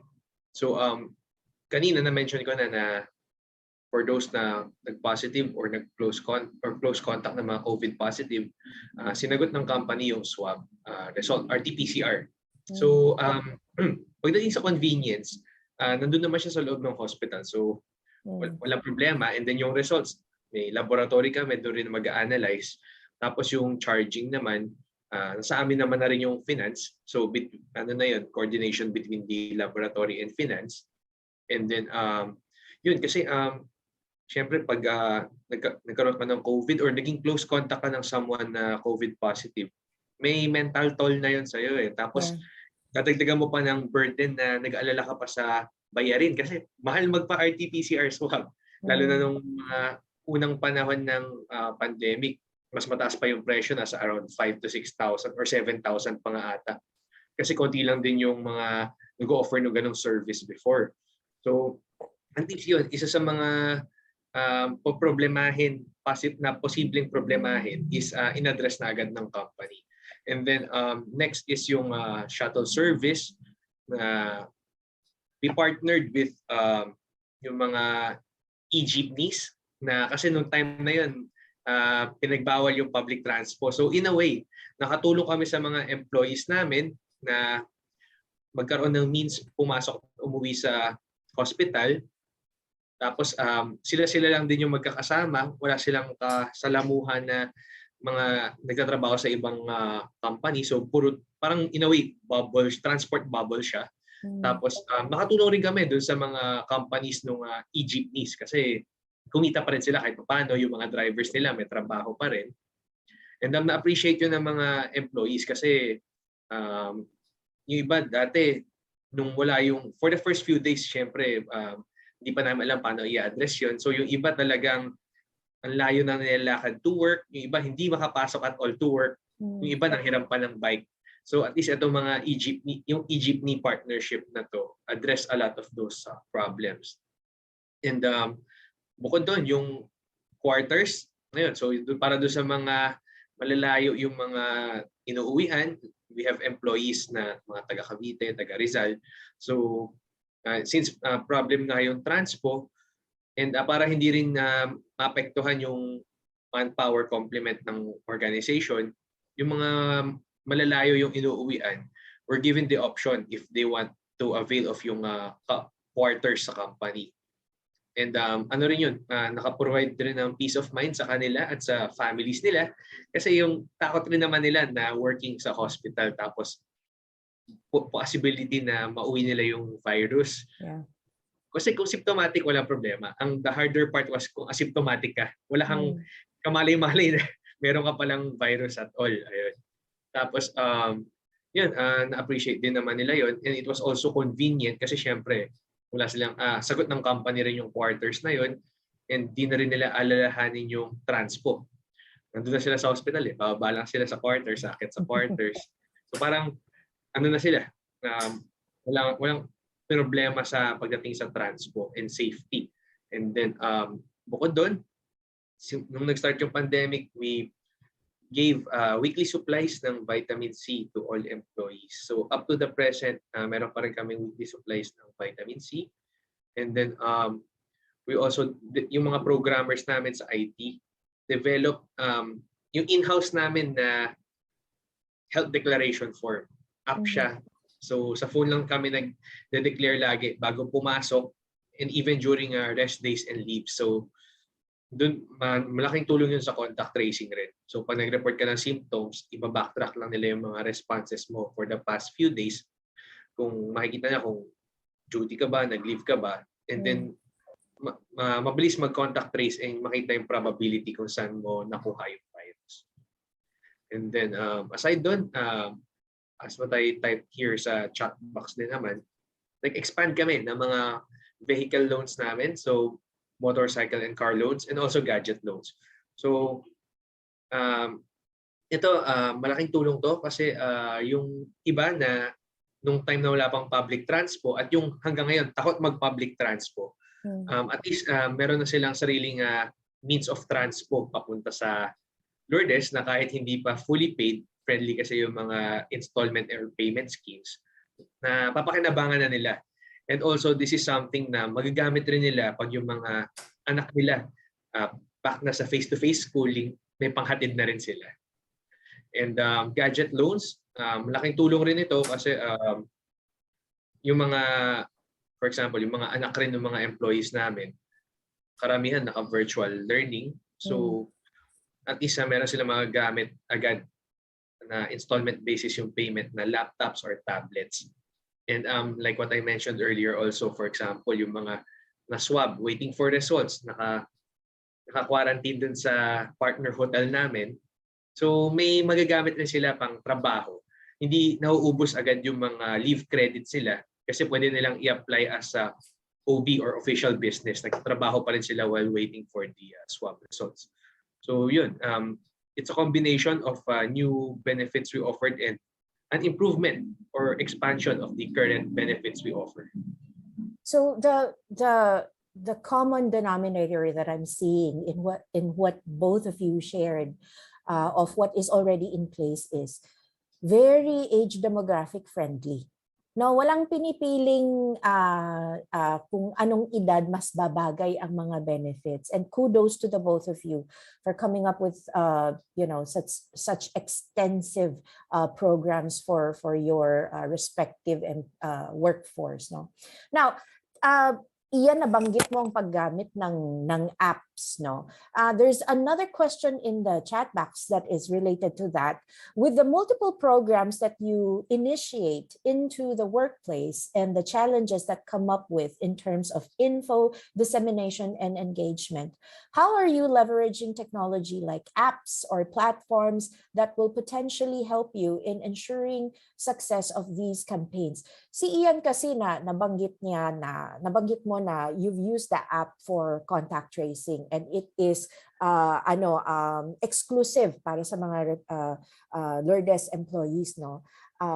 Sa inyo naman, Suzanne, you have the online communities, no? You use platforms. Have you partnered with outside your own companies to use apps or other forms of technology? Bumili ba kayo? Umupa ba kayo? Were there anything like that in place right now? Suzanne? Oh yes, because of the pandemic, and we shifted most of our team members into virtual work setting. Yung mga dating, for example, when you go to the office, di ba, magla-login ka using the biometrics, it wouldn't work anymore. Yeah. So we had to subscribe talaga sa services ng vendors. So right now we're using Desk Time.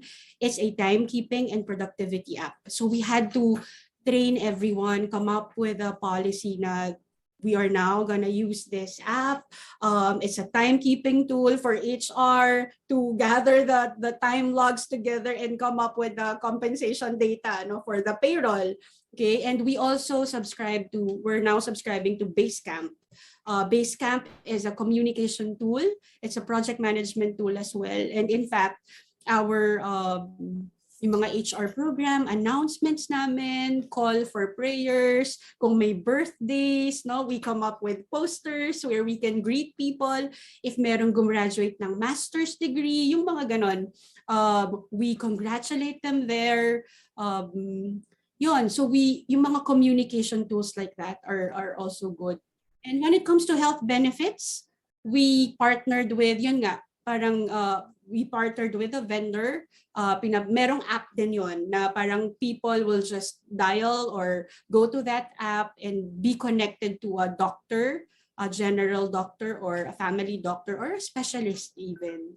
So things like that. So technology talaga, we also need to leverage it. It's not just for operations, it can also be used for the people services, no? So may demand talaga na yung people services natin can be automated, can be done online. Nagle-level up din tayo, di ba? Hindi yung log sheet lang at saka yung biometric. Nagle-level up tayo. Yeah, tech is here to stay, that's for sure. How about sa inyo, Ian? The great thing with our company kasi is yung IT team namin stepped up big time during the pandemic. And, ang laki ng role na ginampanan talaga nila dito sa paggamit ng technology during this pandemic and yung minimize yung disruption sa operations. So, una sa lahat, we have a great team of programmers. So, pag may mga kailangan kami na mga, like yung contact tracing app namin for Lourdes employees and doctors, kaya nila gawin in-house yung mga yon. Tapos, bukod doon, nag-avail din yung IT department namin ng premium account sa Zoom. And then nag-avail rin ng MS Teams. So that way, hindi na wala talaga yung mga training programs namin, yung mga employee engagement activities namin, and nakapag-meeting pa rin. For example, yung leadcom namin, yung mga mancom namin, or interdepartmental meetings, nakapag-tuloy-tuloy pa rin yung meetings na hindi natulad dati na meet sa isang conference room, siksikan. So, yun, tuloy-tuloy pa rin. And then, yung IT team rin namin, nag-avail rin sila ng AnyDesk. So, pag mayroong mga kailangan ng IT support kahit sa different departments, different offices, di na nila kailangan yung tulad nung dati na physically pa nila pupuntahan. Kaya na nilang i-assist or i-address yung concern remotely.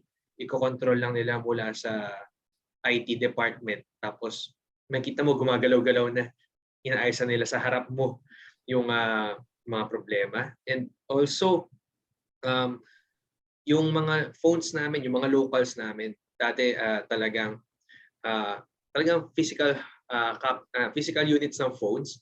Ngayon nag-avail kami ng 3CX.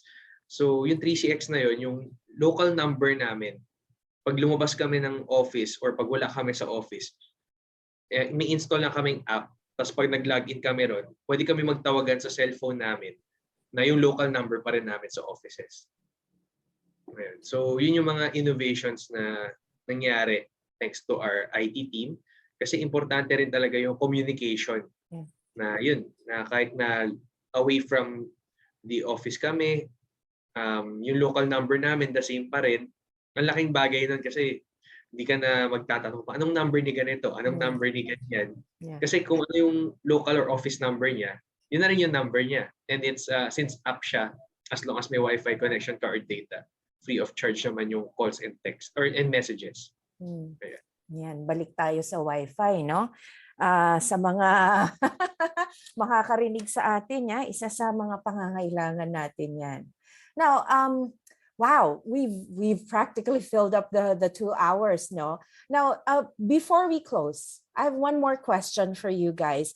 Now, yung MSME sector natin dito sa bansa, we know for a fact that both of your companies are part of the minority. Kasi majority are small and micro, no? So saying that, budget-wise, para sa mga small and micro enterprises, medyo mas hindi ganun kalakihan yung kaya nilang i-set aside for this specific department. No? Assuming that you are giving an advice to whether siya ang HR head or wala silang HR head, yung may-ari na ng negosyo ang kausap ninyo, no? And limited ang resources niya, no? Not only monetary but also staff-wise, no? And siya lang ang kikilos sa mga nito. How would you advise them, no, to do exactly what HR does, no? Yung role ng HR, which is to recruit and retain employees or very good talents. Yeah. Ian, would you like to go first? Sa amin naman talaga, pinaka na-realize talaga namin is to listen to everyone. Like you mentioned, yung bawat member ng bawat demographic ng company. So, kasi yung mga needs, yung mga concerns ng mga nasa around 50s to 60s, sa mga nasa 40s to 30s, sa mga 20s and yung fresh grad. So, it's more of collaboration talaga siya. Like yung mga programs namin diversified, so hindi namin pinilit lahat na lahat ito sagutan lahat kayo sasagot through Google Forms lang or MS Forms. So niretain pa rin namin yung mga old practices na hard copy, black and white, ganun. And also dati pag meron mga documents na kailangan pirmahan, kailangan talagang pen ink yung pangpirma. So ngayon ina-accept na rin namin yung mga correspondences or signatures via email, mga e-signatures. And kahit na yung email correspondence lang, ina-acknowledge na rin as approval. So dati ang approval, pag sinabing approval, kailangan papirmahan pa. Paano kung yung signatory nagka-COVID or something? Ang tagal na natenggal lahat. So as simple as yung mag-email ka lang ng seeking for approval, ganun-ganun, tapos replyan ka lang nung management na approved. I-print mo na lang yun, yung email thread na yun, considered na yun na approved. So talagang, tawag dito, it's more of flexibility in a way na offering different ways to avail yung mga programs, offering different ways to get things done, and also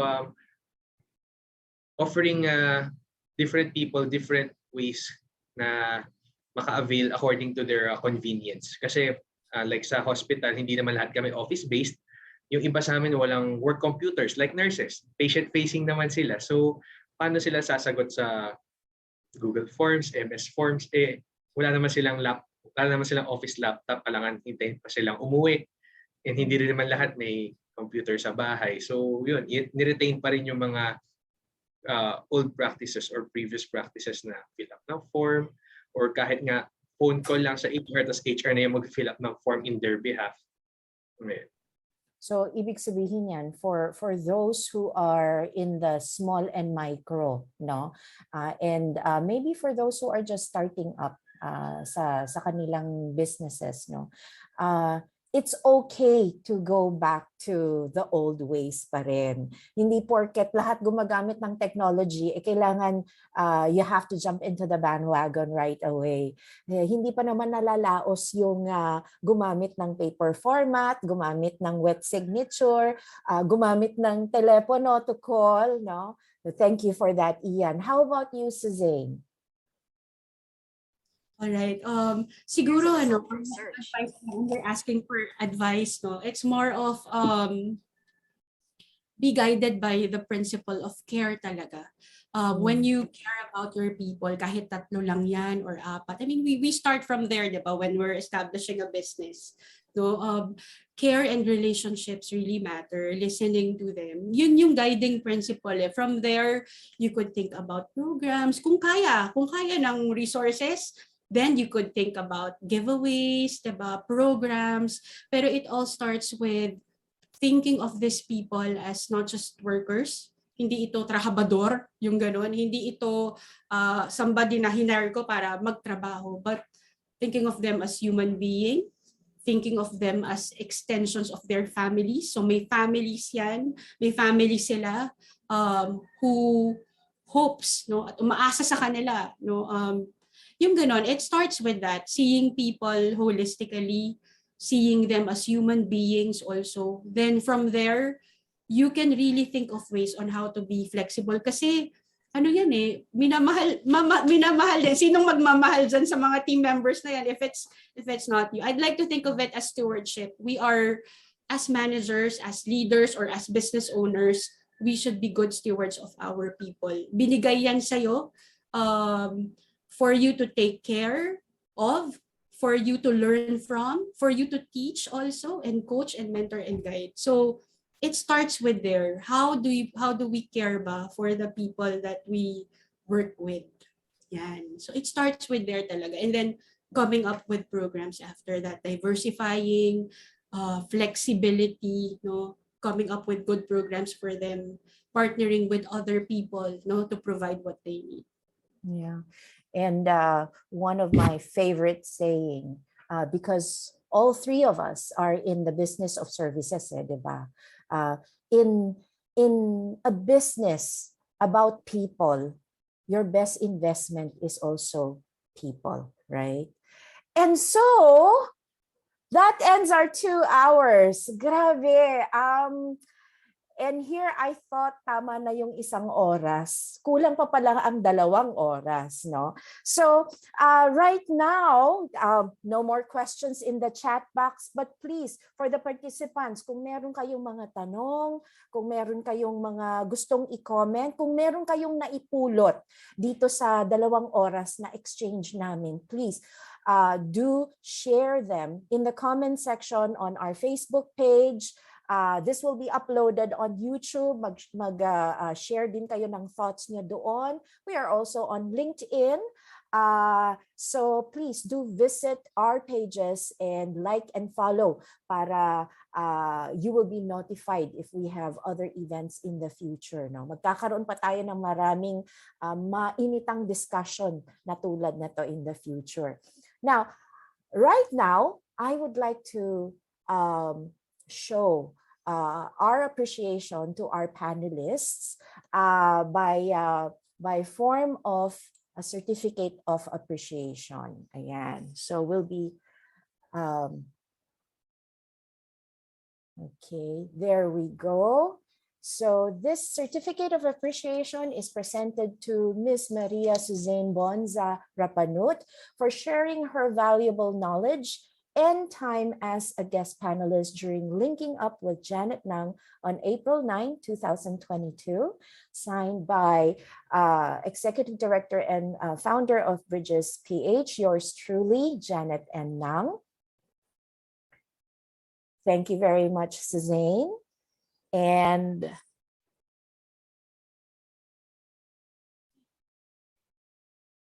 this one is presented to Ian. Okay. Yeah.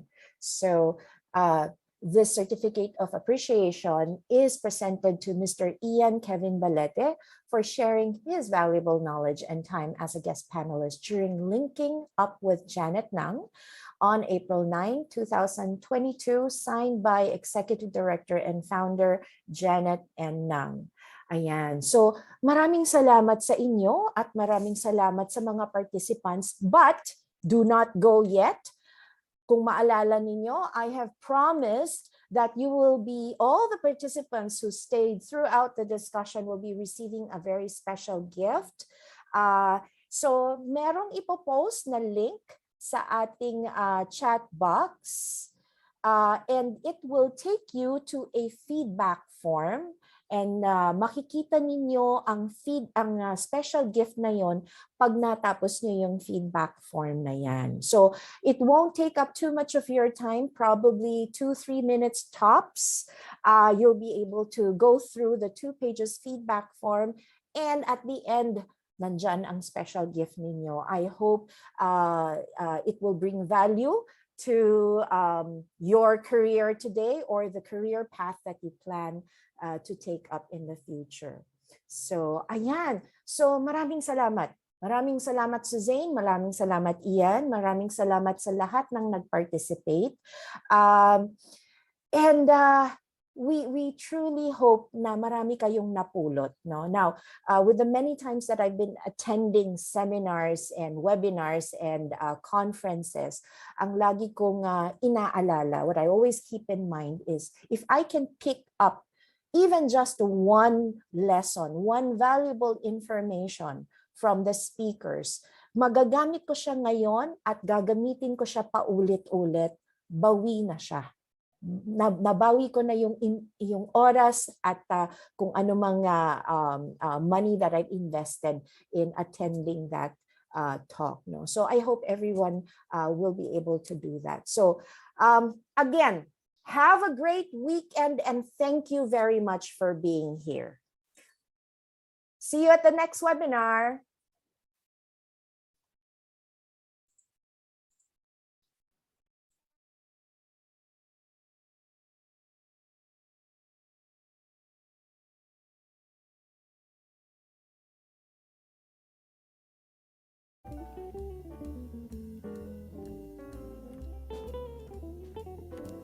Ako pa sanang Pwede pa ba? Ano yun? We have a lot of openings. Yes, please. Yeah. Go. I would like to invite you. We are in need of 450 people, teachers, educators. We need 50 full-time teachers for Luova Education Group.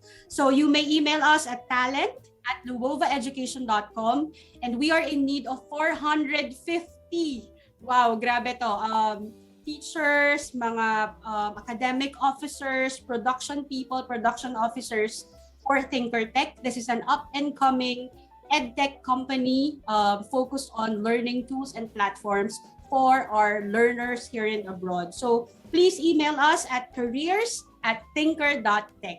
Careers@thinker, that's THYNKER.tech. Thank you, Janet. Of course, Suzanne, would you like to type that link or that email in the chat box? How about you, Ian? Any last words of wisdom, or do you want to promote anything?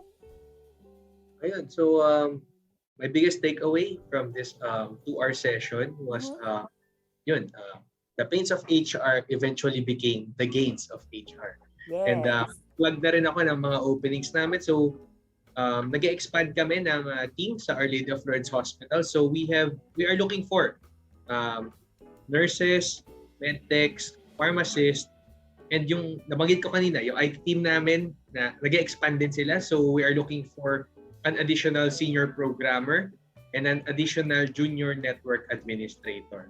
So you can send your CVs and your applications sa official Facebook page ng Our Lady of Lourdes Hospital. So yun din mismo yung pangalan, Our Lady of Lourdes Hospital. Tapos send lang kayo ng message doon and we'll respond to your inquiries and concerns and questions. Great. Thank you very much. Ayan.